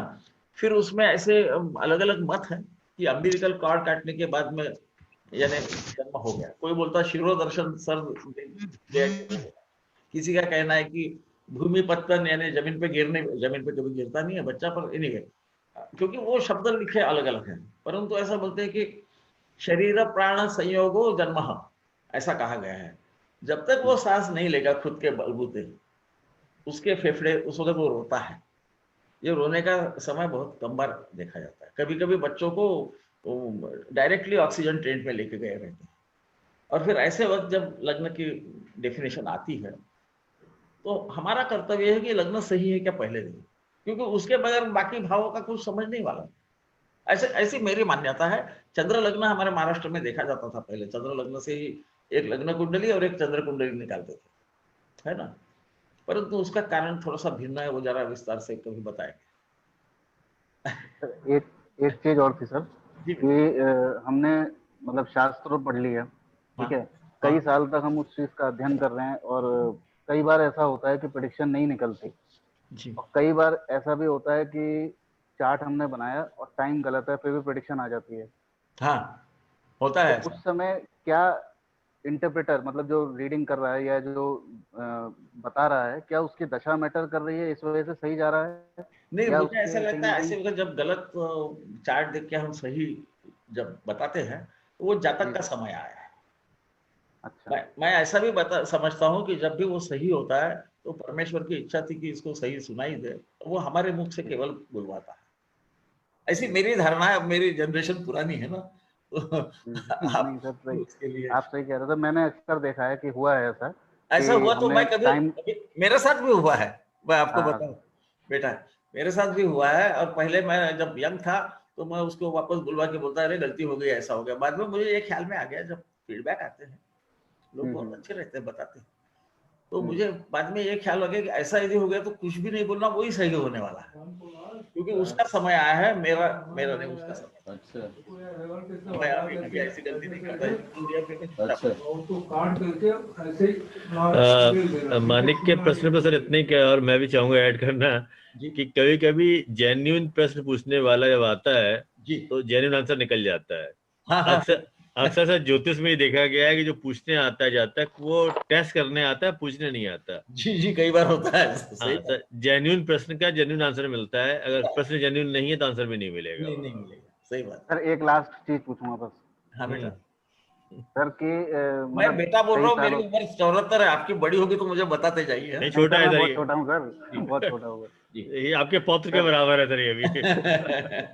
जी सर मेरा एक क्वेश्चन ये था कि सर जैसे कई साल तक पढ़ने के बाद हम वही शास्त्र को कंटिन्यू रखते हैं by the end of the life, और कुछ लोग बीच में 10-12 साल शायद 2 साल भी आते हैं फिर छोड़ देते हैं, तो उस समय क्या मतलब आपको क्या लगता है ऑब्जर्वेशन से कि कौन कौन से ग्रह ऐसे होते हैं जो उसको ज्योतिष में टिका के रखते हैं, मतलब हिलने नहीं देते वहां से? देखिए ऐसे तो नहीं, बराबर है, आपका प्रश्न अच्छा है। ये सभी ग्रहों का इसमें संबंध है। मुझे शनि की शक्ति ज्यादा होना चाहिए ऐसा लगता है, क्योंकि वो वृत्य है, वो वर्षों से कंटिन्यूअस काम कर सकता है। क्योंकि सर आपने ये विचित्र मानना है, पर मुझे ऐसा लगता है कि आपको शनि का प्रभाव कहीं ना कहीं दिखेगा, क्योंकि उसे अथक परिश्रम करने की आदत है। हाँ नहीं, क्योंकि आपने बोला ना कि मेलेफिक जो है नवम पंचम में होगा, तो ज्योतिष के सूत्र में बताया जाता है कि अच्छा एस्ट्रोलॉजर तो वही है जिसके नवम में या केंद्र में मेलेफिसेंस होगा। हाँ नहीं वो तो फिर वो मांत्रिक की बात कर रहे हैं हम। हाँ नहीं तो टिकेगा तो सर कहीं ना कहीं वो उसमें भी लगा रहेगा ना। नहीं ऐसा जरूरी नहीं है, उसके व्यक्तित्व पे शनि का कहीं ना कहीं प्रभाव होगा। अच्छा हाँ, क्योंकि ये देखिए आपको तो पता है, आप लोग ज्योतिष पढ़ते हो, हजारों ग्रंथ है। लक्षम व्याकरणम प्रोक्तम चतुर्लक्षम तो ज्योतिषम ऐसा बोला गया है। तो ये चतुर्लक्ष यानी 4 लाख ग्रंथ तो नहीं होंगे, 4 लाख श्लोक कम से कम उस जमाने में थे जब ये बात निकली। व्याकरण भी 1000 श्लोक 1 लाख श्लोक थे, ऐन्द्र व्याकरण आदि होते थे। तो इतने पढ़ना, इसके लिए लगन जरूरी है। पढ़ते हो आप, अंधेरे में रहते हो, किसी को मालूम नहीं रहता, आप पढ़ते हो, तो ये भी शनि का एक प्रकार है। और डिस्क्रिमिनेशन, तो किसी बहुत डाटा को एनालाइज करना, ये शनि की क्षमता है ऐसा मैं मानता हूँ। तो इसलिए शनि का प्रभाव तो उसके व्यक्तित्व पर होना चाहिए, तभी करेगा वो, यानी वर्षों से टिका रहेगा उस पर उतने ही इंटरेस्ट के साथ। मैं इसमें प्रोफेशनल्स की, यानी वो कुछ लोग करते हैं वो निर्मल बाबा टाइप, उनकी बात नहीं कर रहा, मैं सीरियस ज्योतिषों की बात कर रहा हूँ। Thank you sir. Okay, Arvind from Ghaziabad. हाँ सर नमस्कार। नमस्ते सर, जैसा कि आज का टॉपिक है सर, ये जो आपने बताया कि तीनों भाव जो है हमारे त्रिकोण, जी इनका संबंध होने पर ये नहीं हो पाता कभी कभी, या जिस तरह से आपने बताया कि पंचम भाव पर वो मंत्र मानने वाली बात जो बताई है आपने, तो क्या इन तीनों भावों का संबंध होना आपस में जरूरी है इस बात के लिए? नहीं, ये भावों का प्रबल होना है। देखो ये दोनों जो भाव है ना, इनको आधार आप समझे, पंचम और नवम को, इस आधार पे आपका व्यक्तिमत्व खड़ा रहता है, जिसे हम धर्म त्रिकोण बोलते हैं जी, है ना। तो ये हमें प्रभावित करते हैं। हमें 2 चीजें आपका व्यक्तिमत्व कभी भी निखारेगी, किसी का भी रहे।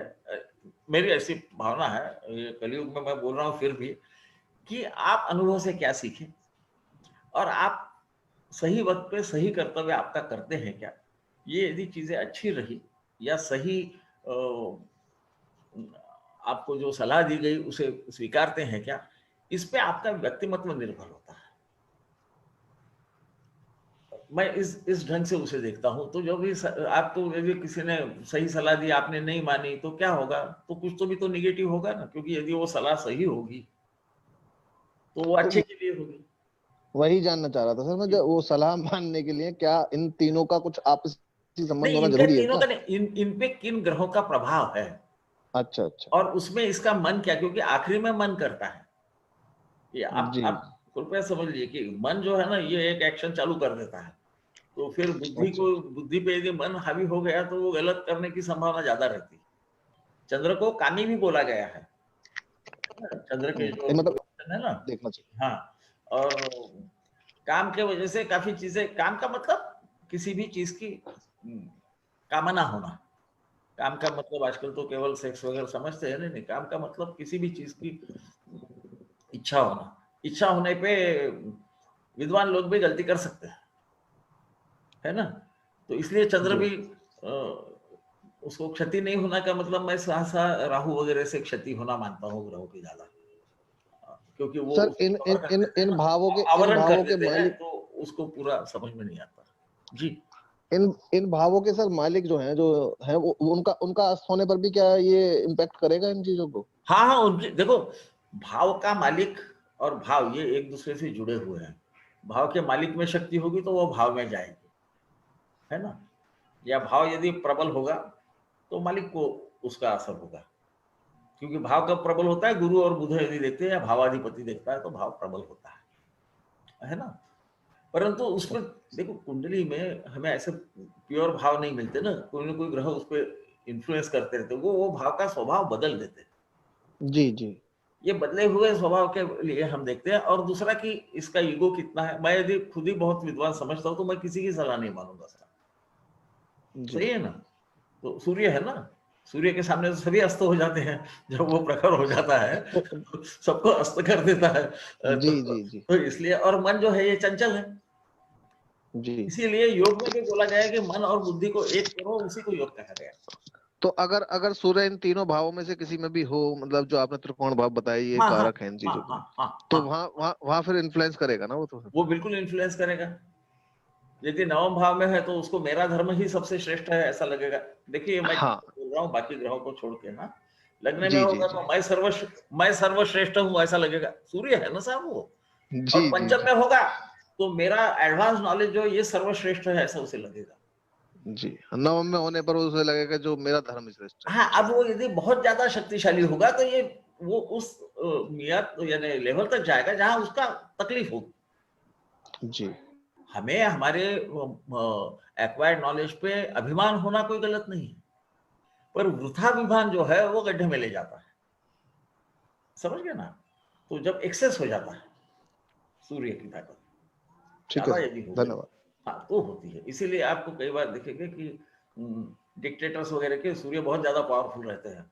उस भाव में उन्होंने क्या किया आप देखोगे तो आप, मैं जो बोल रहा हूँ वो अपने भाव देखो, ग्रह जिस भाव में बैठा है वहां से खुद के जो भी कार्यकर्ता उसको प्रदर्शित करने को देखता है। सूर्य ऐसा भी राजा है तो वहां पे खुद को राजा समझता है। मेरा द्वितीय में सूर्य है तो मैं समझता हूँ मैंने बोल दिया वही सही है, हालांकि वो वीक है, अच्छा है, उस पर बाकी ग्रहों का परिणाम है। तो मैं आपको उदाहरण दे रहा हूँ। और वो ऐसा तो शत्रु राशि में है, नौवां में उच्च का है, पर वो कर सकता है ना। हो सकता है, ऐसा हो सकता है। तो ये मालूम होने से मैं उसको कंट्रोल में रखता हूँ कभी।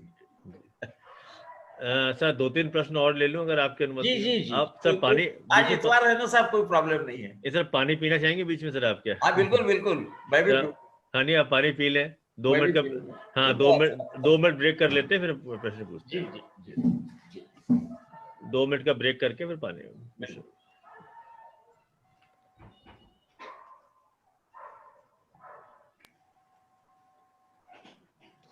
मैं 2 मिनट खुद को गायब कर देता हूँ और पानी पी लेता हूँ। जी सर प्लीज सर। अच्छा नहीं देखते। एक बेनामी प्रॉपर्टी है सैमसंग गैलेक्सी, अपनी शक्ल दिखाएं जरा सा, कौन है वो, वीडियो ऑन करके। कौन है ये, नाम आपका जान सकता हूँ दोस्त? सर मेरा नाम साहिल है, आईकास तिलक नगर चैप्टर से हूँ मैं। आप यंग हो और आप अपना नाम नहीं बदल सकते हो रीनेम करने के लिए? तो सर एक्चुअली वो मेरा फोन से मैंने लॉगिन नहीं किया है, तो और मैं नहीं आप किसी से भी करेंगे दोस्त साहिल। यंग लोगों को मैं खासतौर से थोड़ा सा कड़वा बोल देता हूँ कभी कभी कि आप, जब बुजुर्ग लोग कर सकते हैं चेंज, आप नहीं कर सकते हो। नहीं सर बिल्कुल सही बात है, बट मैं जूम ना यूज नहीं करता, तो मेरे लिए वो थोड़ा सा यूजर फ्रेंडली नहीं लगता मुझे जूम। और बिकॉज मेरे उसमें टीम्स ज्यादा यूज होता है। चलिए साहिल अब आप प्रश्न पूछ सकते हैं। Sorry sir, so sorry. Okay Sharma साहब आ गए, आप प्रश्न पूछ लीजिए। सर मेरा सवाल ये है कि यदि जैसे पंचम हमारा जैसे बहुत महत्व देते हैं पंचम स्थान को, और यदि हमारा कोई बाधक ग्रह अगर पंचम में बैठा हो जी, तब तो फिर वो क्या उसकी एजुकेशन में, या जैसे आपने बताया कि वो मंत्र मानने वाला नहीं होगा इस प्रकार से, तो फिर वो किसी की भी नहीं मानेगा उस प्रकार का जातक भी, और उसकी एजुकेशन में, संतति में भी प्रॉब्लम्स क्रिएट होंगी क्या? देखिए, बाधक ग्रहों का मैं मेरा मत बताता हूँ। बाधक ग्रह में हमें ये सोचना है कि केवल बाधक ग्रह यदि नवमाधिपति होगा वृषभ लग्न में, ऐसा समझ लीजिए, तो पाराशर उसको योग कारक न कहते हैं। बाधक के लिए जातक पारिजात में थोड़ा ज्यादा अच्छा बताया है कि मुझे ऐसा लगता है कि उन्होंने कहा है, उम्र के हिसाब से भूलना होता है, पर खरेश या 64वें नववंश का अधिपति इनके साथ इनके राशि में यदि वो बैठा हो तो फिर वो सही बाधक कहा जाता है। हम हर हमारे तो हम वो पुराना फॉर्मूला है ना कि चर राशि हो तो 11वें का मालिक, और स्थिर हो तो नवम का, द्विस्वभाव हो तो सप्तम का, है ना, इसे हम बाधक कहते हैं। पर ये बहुत ज्यादा ब्रॉड जिसको बोलते हैं संकल्पना हो गई है। तो मुझे भी ऐसा लगता है कि खरेश और 64वें नववंश के स्वामी के साथ यदि वो बैठे तो ही वो बाधक होगा, वरना वो बाधक होने का कारण नहीं, वो तो योग कारक हो जाता है। Thank you sir, thank you. हाँ, परंतु वो यदि मैलेफिक ग्रह रहा, पाप ग्रह रहा, तो वो फिर गड़बड़ कुछ कर सकता है। सर लगता है आपके टॉपिक से या आपके वक्तव्य से ना लोग इतने ज्यादा इस समय प्रभावित है कि प्रश्नों का ढेर लग गया है। नहीं लगना चाहिए सर। हाँ, प्रियंवदा, आप प्रश्न पूछ लीजिए। प्रेमदा जी। जी सर, थैंक यू सर। नमस्कार चंद्रशेखर जी। नमस्कार। My question is this, that through our charts or through astrology, can we understand our karmas, and what is the relationship between karma and purusharth? I mean, yeah, how do we understand from a chart all this? I mean, you are meaning karma of past life and purushartha in this life? Ji. Yeah. See, it's like this. Generally, malefics occupying or aspecting some houses indicate the past karmas, the negative karmas, and benefics indicate the good karmas that we have done. Whereas Purushartha is in your hands. I mean, your mind and your intellect, if they combine together, they understand what is the Purushartha. Purushartha is ability to do certain things. Artha has many meanings, one of which is something which is good also. So, as I think Karna said, Daivayattam kule janma madayuktam tu paurusham. When he was said that he is a son of charioteer and cannot participate in a Swayamvar, this is something to be remembered. And he was son of sun. So, and sun, the Surya is supposed to be the knower of all knowledge, according to our ancient system. So the idea is, if you happen to even go to the Nadi people, those thumbprint. I've been there. Been there, so when you go, they have got many skandhas, and then one is about your Purva Janma. And you look, and you just listen to what they are saying and connect them with your, chart. And you will find out wherever there are malefics, you have done something. When malefics are causing problem, then you have done something in the past life to somebody else, the same thing. Okay. See, so I mean, so that is the best way of, because I mean, I am a bit odd person. my idea is, why go into the past life? Why not do good karma in this life? Is the way. And sometimes what appears to be bad karma could be good. I gave the example of somebody wanting to know about an innocent man going somewhere and wanting to kill him, and that time our karma is different. Then karma has three parts. Okay. First one is the Dhrudamul karma, something which we have done deliberately in last life. Those effects cannot be eliminated by karma. But there is a huge group of Adhrudamula karma or Shithilamula karma, as we say, which sometimes happen. Like you are going somewhere, you step on an ant and she dies. You have not done it deliberately, isn't it? or I happen to, wield a sword and somebody comes in between and his head gets cut off. I did not do it deliberately, but still I have done something, and for that I have to suffer. This can be turned around by the karma of the present life, kriyaman karma. Because if past life karmas affect us, then this life karma also have a strength of, negating some of the negative parts. So what we do is, suppose Mars is in your 7th house or aspecting the 7th house. I'm just giving an example. And if the husband and wife are fighting, I would say, why don't you take up some exercise or go for a long walk and exhaust that energy? Because he is Mars, he has to do something. Give him some other work. And instead of thinking that the fighting is the end result, look at what happens after fighting. You don't talk to each other for 4 or 5 hours. So better have a walk around of 4 or 5 hours, then the fighting will not occur. So many times we take the nimitta to be the end result. So this has to, I'm going into complex thing which I should not actually, but this is just to give an idea of what can be done. Am I clear, beta? Yes. Thank you. I'm quite old. So. Oh, so okay. So video is off, so nobody can. The Bhagini. Okay. Yeah. Okay. Sumedha ji. Sumedha Kakkar ji.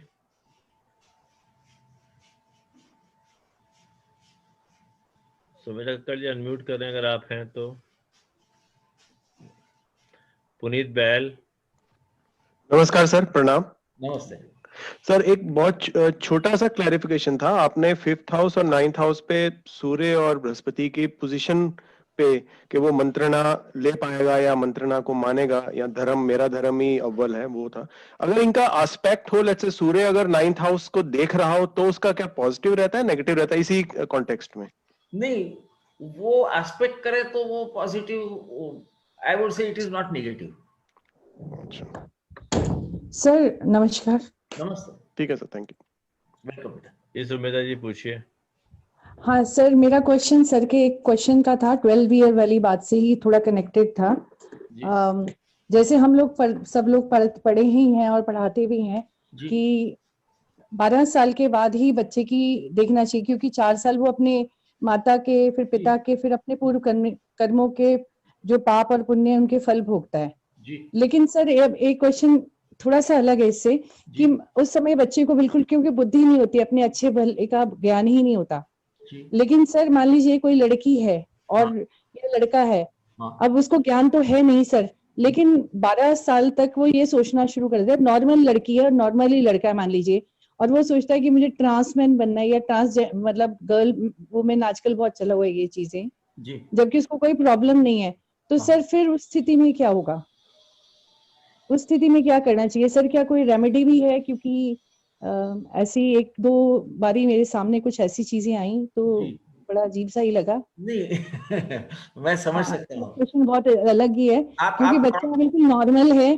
अब वो बच्चा, आप cross dressing के बारे में पूछ रही है ना? Yes yes, I got your point. See देखिए, वो बड़ा भी होगा तो उसका स्वभाव बदलने वाला नहीं है, ये मेरा। और cross dressing is a nowadays it is not thought of as what can I say, इसे कोई बुरा माना नहीं जाता।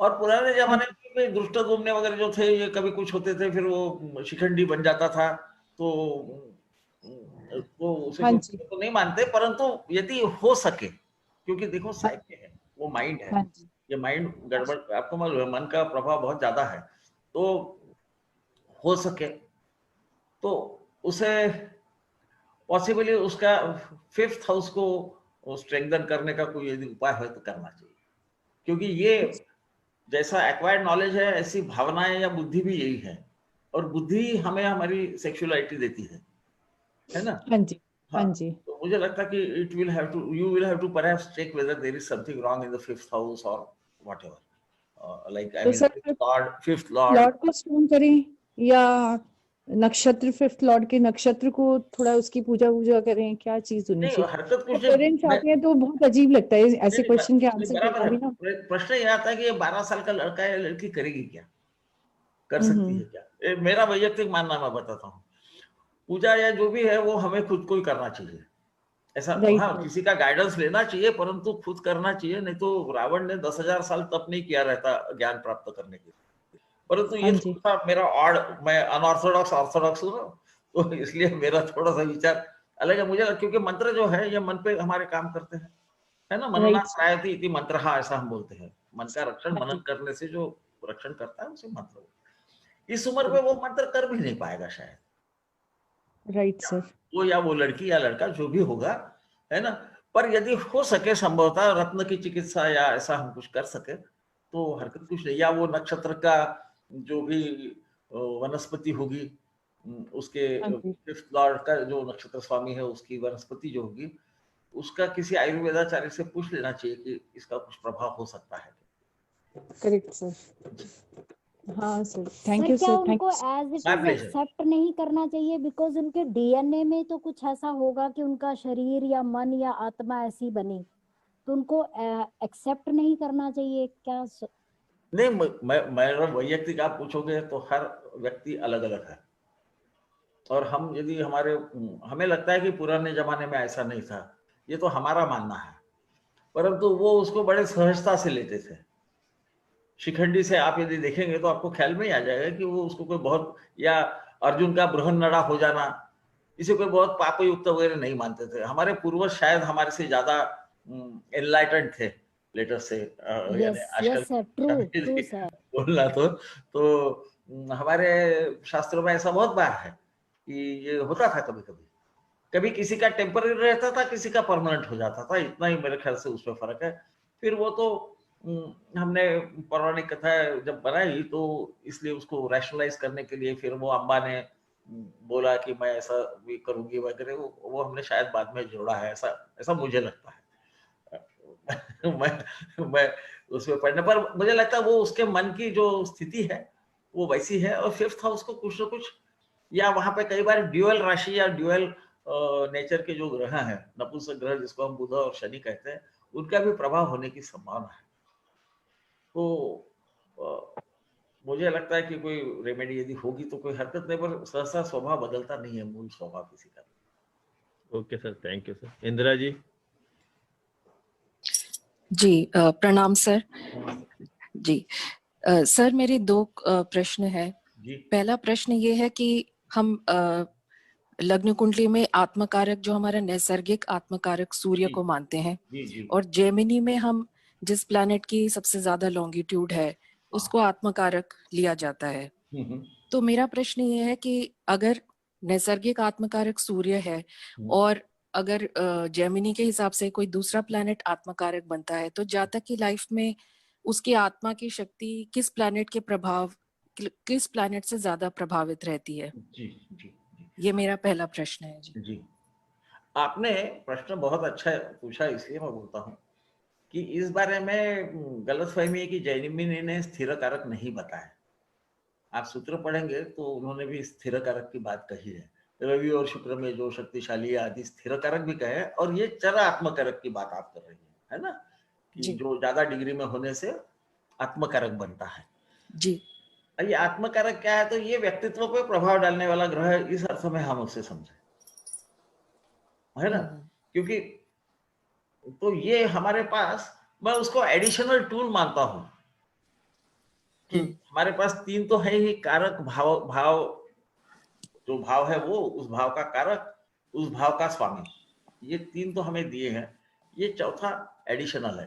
तो ऐसा समझ लीजिए कि यदि किसी का सूर्य ऐसा तो आपको प्रबल दिख रहा है, परंतु इसे, क्योंकि हम आत्मकारक की बात कर रहे हैं, परंतु इसे लॉस ऑफ कॉन्फिडेंस होते हुए दिख रहा है, तो संभवतः या तो नवांश कुंडली में सूर्य भी थोड़ा सा क्षीण होगा, और उसका चर आत्मकारक ये अष्टम या षष्ठ भाव में बैठा होगा, या वो अदरवाइज वीक होगा। तो चर आत्मकारक ये हमारे को एडिशनल उन्होंने टूल दिया है, क्योंकि केवल सात ही ग्रहों में, मैं तो सात ही चर कारक मानता हूँ एनीवे, तो उनमें आप हर एक को कैसा क्या कैटेगराइज कर सकते हैं। सो एडिशनल कैटेगरी जिसका ज्यादा प्रभाव रहता है, एक राशि में ज्यादा उसने स्थित होने के कारण उसका प्रभाव ज्यादा होगा, ये संकल्पना से चर आत्मकारक की संकल्पना है। चर आत्मकारक का भी महत्व है, जरूर महत्व है, जरूर महत्व। जी, हमें तो दोनों को मिला के हमें सोचना चाहिए कि आखिरी में क्या होगा। जी सर, धन्यवाद। और मेरा दूसरा प्रश्न ये है सर कि हम लोग पुरुषार्थ हम तीसरे भाव से देखते हैं, जातक का पुरुषार्थ और पराक्रम, और नवम भाव से उसका भाग्य देखते हैं, डेस्टिनी जी। तो ये फ्री विल और डेस्टिनी, इनमें अगर जातक को कर्म करना है तो उसका फ्री विल जो उसका पराक्रम का भाव है वो भी स्ट्रांग होना चाहिए, क्योंकि कर्म करना है उसको इस जीवन में। तो और भाग्य, तो इसमें अगर भाग्य का स्थान ज्यादा, नवम भाव हम त्रिकोण का भाव जो ज्यादा बली है, तो क्या भाग्य उस जातक के लिए ज्यादा हावी होगा उसकी लाइफ में, यानी पराक्रम का कोई रिजल्ट नहीं मिलेगा, ऐसा मान सकते हैं जी। या ये थोड़ा सा सर आप इस पे मैं समझ गया जी। हाँ, देखिए हम ऐसा कहते हैं कि पराक्रम भाव में मैलेफिक्स होना चाहिए, बराबर। जैमिनी भी बोलते हैं कि वहां पर यदि 3 पाप ग्रह होंगे तो निराभास अर्गला होती है, बराबर है। तीसरे भाव में 11वें भाव के अर्गला को वो काउंटर, उसकी अर्गला को कोई काउंटर नहीं कर सकता, ठीक है ना जी। यहाँ हम बात तो तृतीय भाव की कर रहे हैं, और मैंने कई जगह लिखा भी है, परंतु होता क्या है, ये मैलेफिक्स नवम पे देखते हैं। ये धर्म का भी भाव है जी, बिल्कुल। वो धर्म को उसका भाग्य नहीं बिगाड़ते। वो क्या करते हैं कि कलयुग में यदि आप बहुत ज्यादा धार्मिक हो गए ना तो आपका प्रगति होने की संभावना कम है। शुभ ग्रह को इसलिए वहां भीरू माना जाता है। भीरू का मतलब कि मैं और एक मेरा मित्र, ये दोनों को कोई संधि आई और मैं यदि उसका नाम आगे करूंगा तो मैं आगे कभी नहीं जाने वाला, पर भीरू आदमी ऐसा ही करेगा। वो बोलेगा नहीं ये ज्यादा योग्य है, आप इसको ले जाइए। तो कलयुग में इसीलिए मुझे लगता है ये कलयुग से ज्यादा संबंधित है। हो सकता है कि सत्ययुग, क्योंकि उनके चार्ट नहीं है हमारे पास, तो हम उस पर तो कुछ टिप्पणी नहीं कर सकते, परंतु ये पराक्रम होगा तो ये धर्म को कुछ न कुछ प्रमाण में क्षति पहुंचाएगा, और उसका भाग्य का उदय भी इस पराक्रम से ही होगा। देखो ये जोड़ियां हैं 3, 9, 11, 5। आप अनुभव से सीखोगे तो आप कमाओगे भी, है ना। या चतुर्थ मिनिमम लेवल का एक शिक्षण लोगे तो आपको करियर मिलेगा, दशम भाव। ये दोनों में ये अलग भी होते हैं और ये एक में मिक्स भी होते हैं। जब इनका अनुपात बराबर होता है तो उसका पुरुषार्थ से ज्यादा रहेगा। उसी कारण से पराक्रमी आदमी दूसरे की सलाह आसानी से नहीं मानता। हम जिस विषय पे थे जब भी, कि जो बहुत पराक्रमी होगा वो आपकी सलाह लेगा तो, पर जरूरी नहीं कि उसको फॉलो करेगा। मैं समझा सका? जी जी सर। जी सर, जी सर, धन्यवाद सर। तो आज का अंतिम प्रश्न निखिल तिवारी। निखिल तिवारी सर प्रणाम। नमस्ते सर, मुझे पूछना है, मैं 2-3 दिन से कई सारे विद्वानों को सुन रहा हूँ, और आपका तो मैं वैसे भी बहुत बड़ा फैन हूँ। तो मैं जानना चाहता हूँ कि आप लोगों को इतनी सारी नॉलेज है और सभी को, बहुत सारे गुरुजन है, सबको इतनी नॉलेज है जी। तो अभी हम तो धूल के समान भी नहीं है, तो अगर मैं भविष्य में देखता हूँ तो आपको क्या लगता है कि ज्योतिष को कभी वो मुकाम मिल पाएगा इस दुनिया में जिसकी उसे जरूरत है? क्योंकि अभी हम लोग, जैसे आपने कहा कि सप्तम भाव में मंगल का असर होता है, तो मैं जनरली सजेस्ट कर दूंगा कि पति पत्नी झगड़ा करने के बजाय थोड़ी देर वॉक में जाएं। मतलब ज्योतिष का यूज हम लोग साइकोलॉजिकली ज्यादा करते हैं, और अभी मैं इस स्टेज में हूँ कि मैं भी उसे साइकोलॉजिकली किसी दूसरे को बताता हूँ या उसको ऐसा कंसल्ट करता हूँ। तो लेकिन ज्योतिष इतना बड़ा ज्ञान है, तो क्या कभी उसे भविष्य में वो जगह मिल पाएगी? क्योंकि जब मैं अपने से क्वेश्चन पूछता हूँ तो मुझे लगता है कि ये अष्टम भाव से निकल के आया है, तो सब लोग इसको समझ नहीं पाएंगे। तो क्या ये हमेशा ऐसे ही रह जाएगा या फिर इसको एक बार एक मुकाम मिलेगा दुनिया में कभी? आपने प्रश्न बहुत ही अच्छा पूछा है, और इसमें 2 चीजें हैं कि हाँ, ज्योतिष में मेरा ऐसा मानना है कि हम जो देखते हैं इस व्यक्ति के व्यक्तिमत्व को देखना चाहते हैं, और इसका कैसा कैसा किस प्रकार का उसका बर्ताव होगा अलग अलग भावों में, उसको हम देखते हैं। हम ऐसा भी उसके माइंड को ही देखते हैं, उसके मन को ही देखते हैं, और फिर संभवतः कर्म क्या करेगा इसकी तरफ जाते हैं। अब ज्योतिष्य को स्थान मिलेगा क्या, ये ज्योतिषियों पे ज्यादा निर्भर है, ऐसा मेरा मानना है। वो मेरा क्रिटिसाइज करने का बिल्कुल कोई इरादा नहीं है। ज्योतिष्य को मान आपको अचरज होगा, आपको अब आपका चेहरा देखो तो मालूम है यंग एज के हो, तो आप नेट पे जाओगे और वैदिक एस्ट्रोलॉजी देखोगे ना, तो आपको साइट्स ज्यादा यूरोपियंस की मिलेगी, है ना। वेस्टर्न एस्ट्रोलॉजर्स ज्यादा वैदिक एस्ट्रोलॉजी में आए, क्योंकि वहां वो हिपोक्रेसी नहीं है कि मेरा उस पर विश्वास नहीं है। ये हमारे यहाँ थोड़ी सी तकलीफ है कि नेता लोग भी बोलते हैं मेरा विश्वास नहीं, हाथ में 3 अंगूठियां घूमते रहती है उनके, है ना, और फिर पूजा भी करने को जाते रहते हैं। तो ये शायद हमारे हिपोक्रेसी जिसको बोलते हैं उसका परिणाम है एक। और दूसरा, कभी कभी ज्योतिषी भी जो कर सकते हैं उससे ज्यादा बताया जाता है, बताते हैं। सब ज्योतिषी नहीं, 90% बहुत सज्जन रहते हैं, पर 10% रहते हैं वो हमारे निर्मल बाबा के समान, वो 17 संतरे खिला दो तो 17 साल तुम अच्छे रहोगे आदि जो है ना। इन्होंने इस शास्त्र की इसको क्या कहते हैं, इसको मम्बो जम्बो में पहुंचा दिया है, जबकि ये शास्त्र है, ये साइंस है। यदि चार्ट देखने के बाद आप उसका 15 से 20% कम से कम व्यक्तित्व तो समझ ही सकते हो, है ना। जैसा मैं बोलता हूँ कि भाई 11वें में यदि राहु है तो संभवतः ये या तो परदेशी उससे पैसा कमाएगा या उल्टे सुलटे कामों से पैसा कमाएगा, और शायद इसके मित्र इसको सही सलाह न देंगे, है ना, या विचित्र चीजों से पैसे कमा सकता है, क्योंकि वो 11वें में बैठा। लाभे सर्वग्रह प्रशस्ता है, तो लाभ से तो लाभ देगा, राहु के मार्ग से देगा, है ना। म्लेच्छ या दूसरे परजाति के लोगों से उसको परजाति का मतलब जाति से कोई नहीं है, ये संस्कृति से मतलब आता है। हमारे यहाँ जाति वगैरह व्यवस्था हिंदू धर्म में नहीं थी, वो वर्ण व्यवस्था ही केवल है। 4 ही वर्ण है, 4 प्रकार के हम काम करते हैं, है ना। तो जाति जब तो जाति नहीं, कल्चर का संबंध आता है उसमें, है ना बेटा।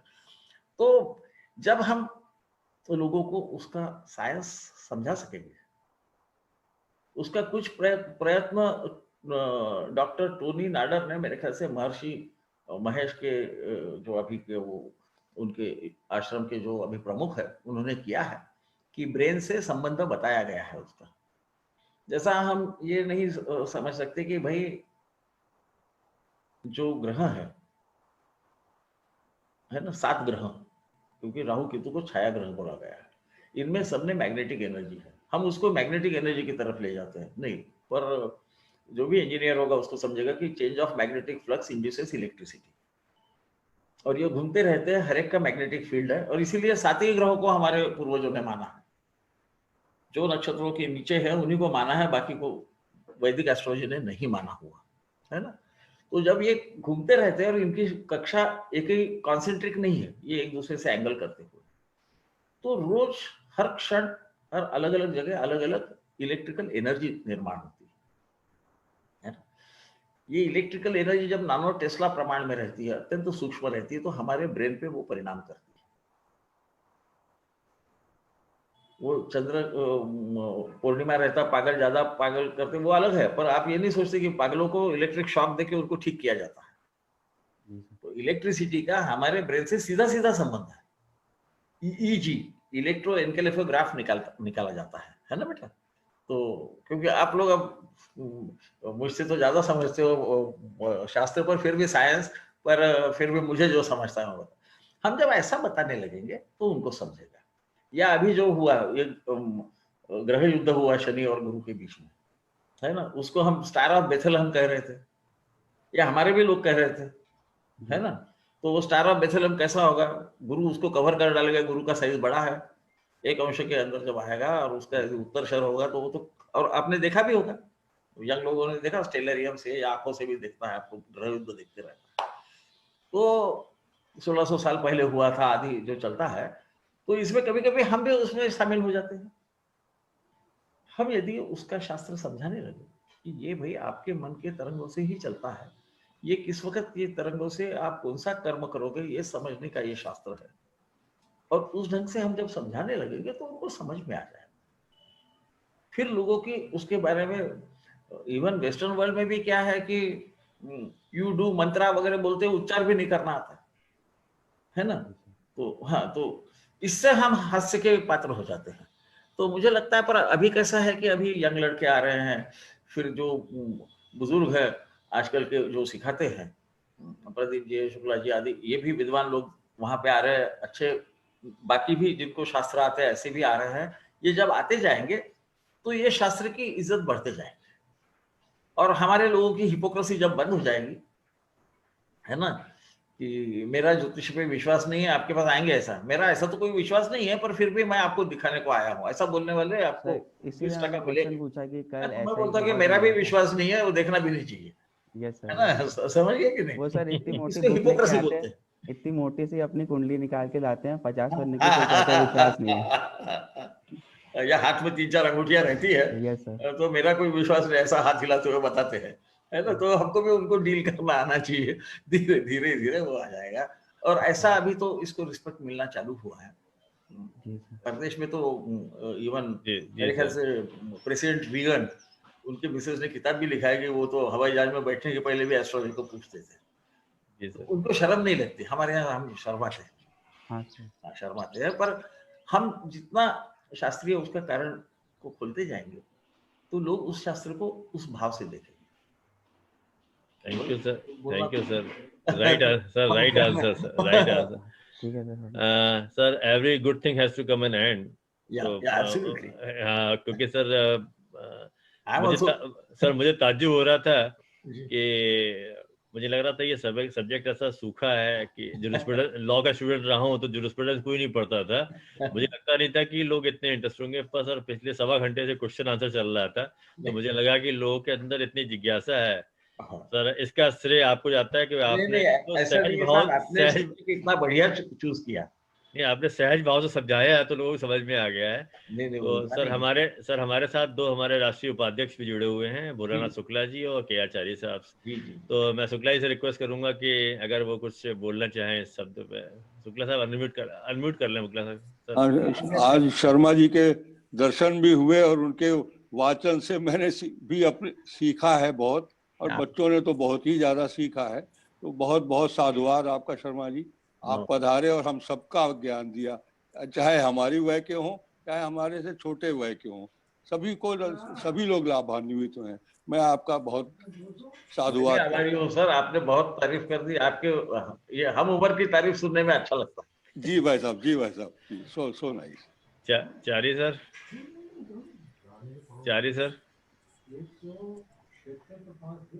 हाँ जी sir.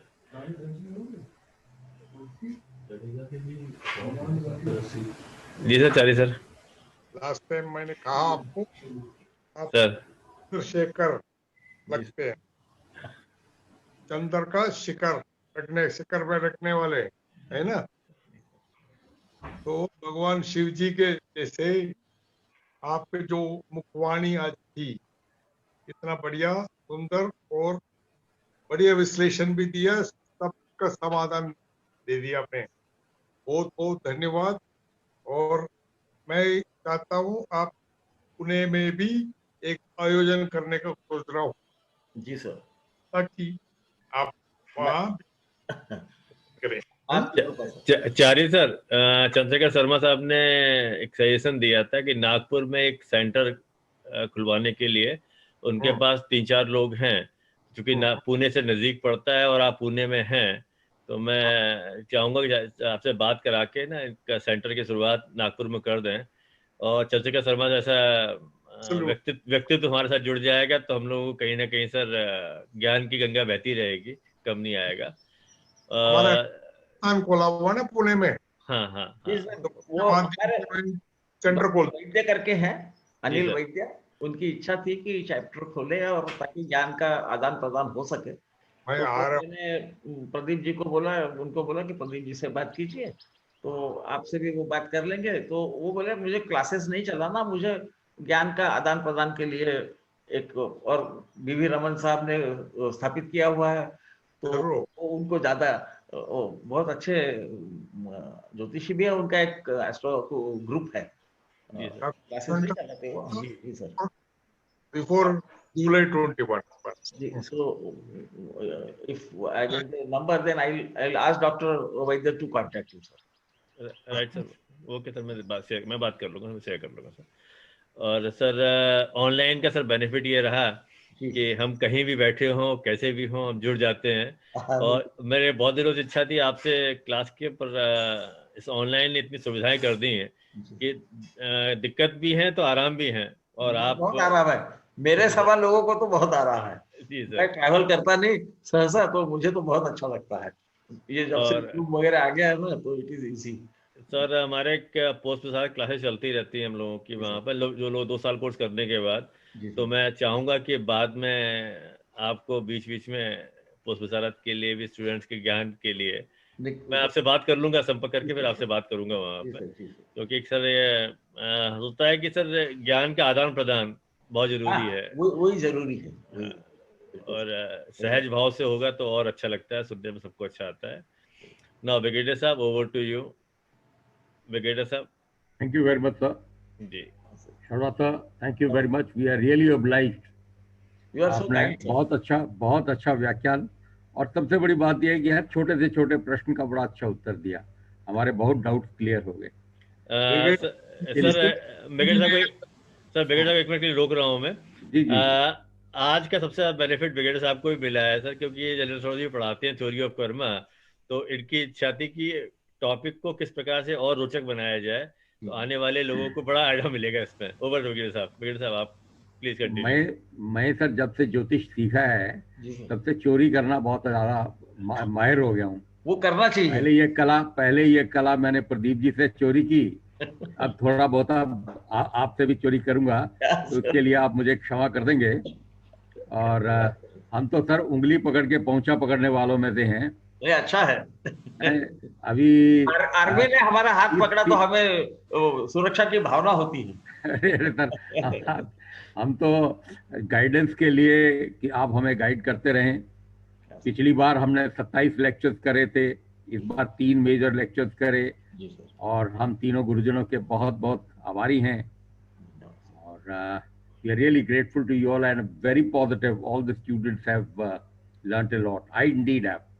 I like when students ask questions. That means they are listening to what we are talking about. Absolutely, sir. Absolutely. And even when this lockdown is over, I think ये जो हमको माहिरियत हासिल हुई है, इसको किसी ना किसी और टाइम पे ऑनलाइन क्लासेस करते रहेंगे, ताकि ज्यादा से ज्यादा लोग इकट्ठे हो सके। जी सर, जी। I must also thank Pradeep Chaturvedi ji, national vice president हमारे, जिन्होंने पूरे, असल में ये मेरा तो नाम जबरदस्ती डाल देते हैं, सारा कार्यक्रम और प्रोग्राम प्लानिंग तो सारा का सारा इन्हीं का था और इन्हीं का आइडिया था, और मैं बस हाथ उठाता रहता हूँ कि yes sir, we must do it, we must do it. I am really grateful to him and so for conducting this. Thank you so very much sir. Over to Pradeep sir. Okay sir, Chandrashekhar sir को मेरा बहुत बहुत प्रणाम, और मैं खासतौर से sir मैं चारी सर और शुक्ला जी साहब का भी शुक्रगुजार हूँ कि आप लोग जुड़े रहे और सहयोग दिया सर। आप लोगों की ताकत ही हमारी अपनी ताकत है। और सर स्टूडेंट से क्वेश्चन पूछे, और अभी भी सर 5-6 रिक्वेस्ट बाकी रह गई हैं, तो मैंने उनको रोका है कि अपने कहा कि कहीं ना कहीं एक आयुर्वेद भी कहता है और प्राकृतिक चिकित्सा भी कहती है कि भूख अगर ज्यादा लग रही हो तो 1 रोटी कम खाओ। तो प्रश्नों को आज के लिए रोक दिया ताकि अगली बार पूछ सके वहां पर। अगली बार हम और चीजों से पूछेंगे वहां पर, और कोशिश करेंगे कि इस प्रकार के प्रोग्राम होते रहें और लोगों को ज्ञान मिलता रहे। तो इन शब्दों के साथ अगर आपकी अनुमति हो तो आज का प्रोग्राम यही समाप्त किया जाए।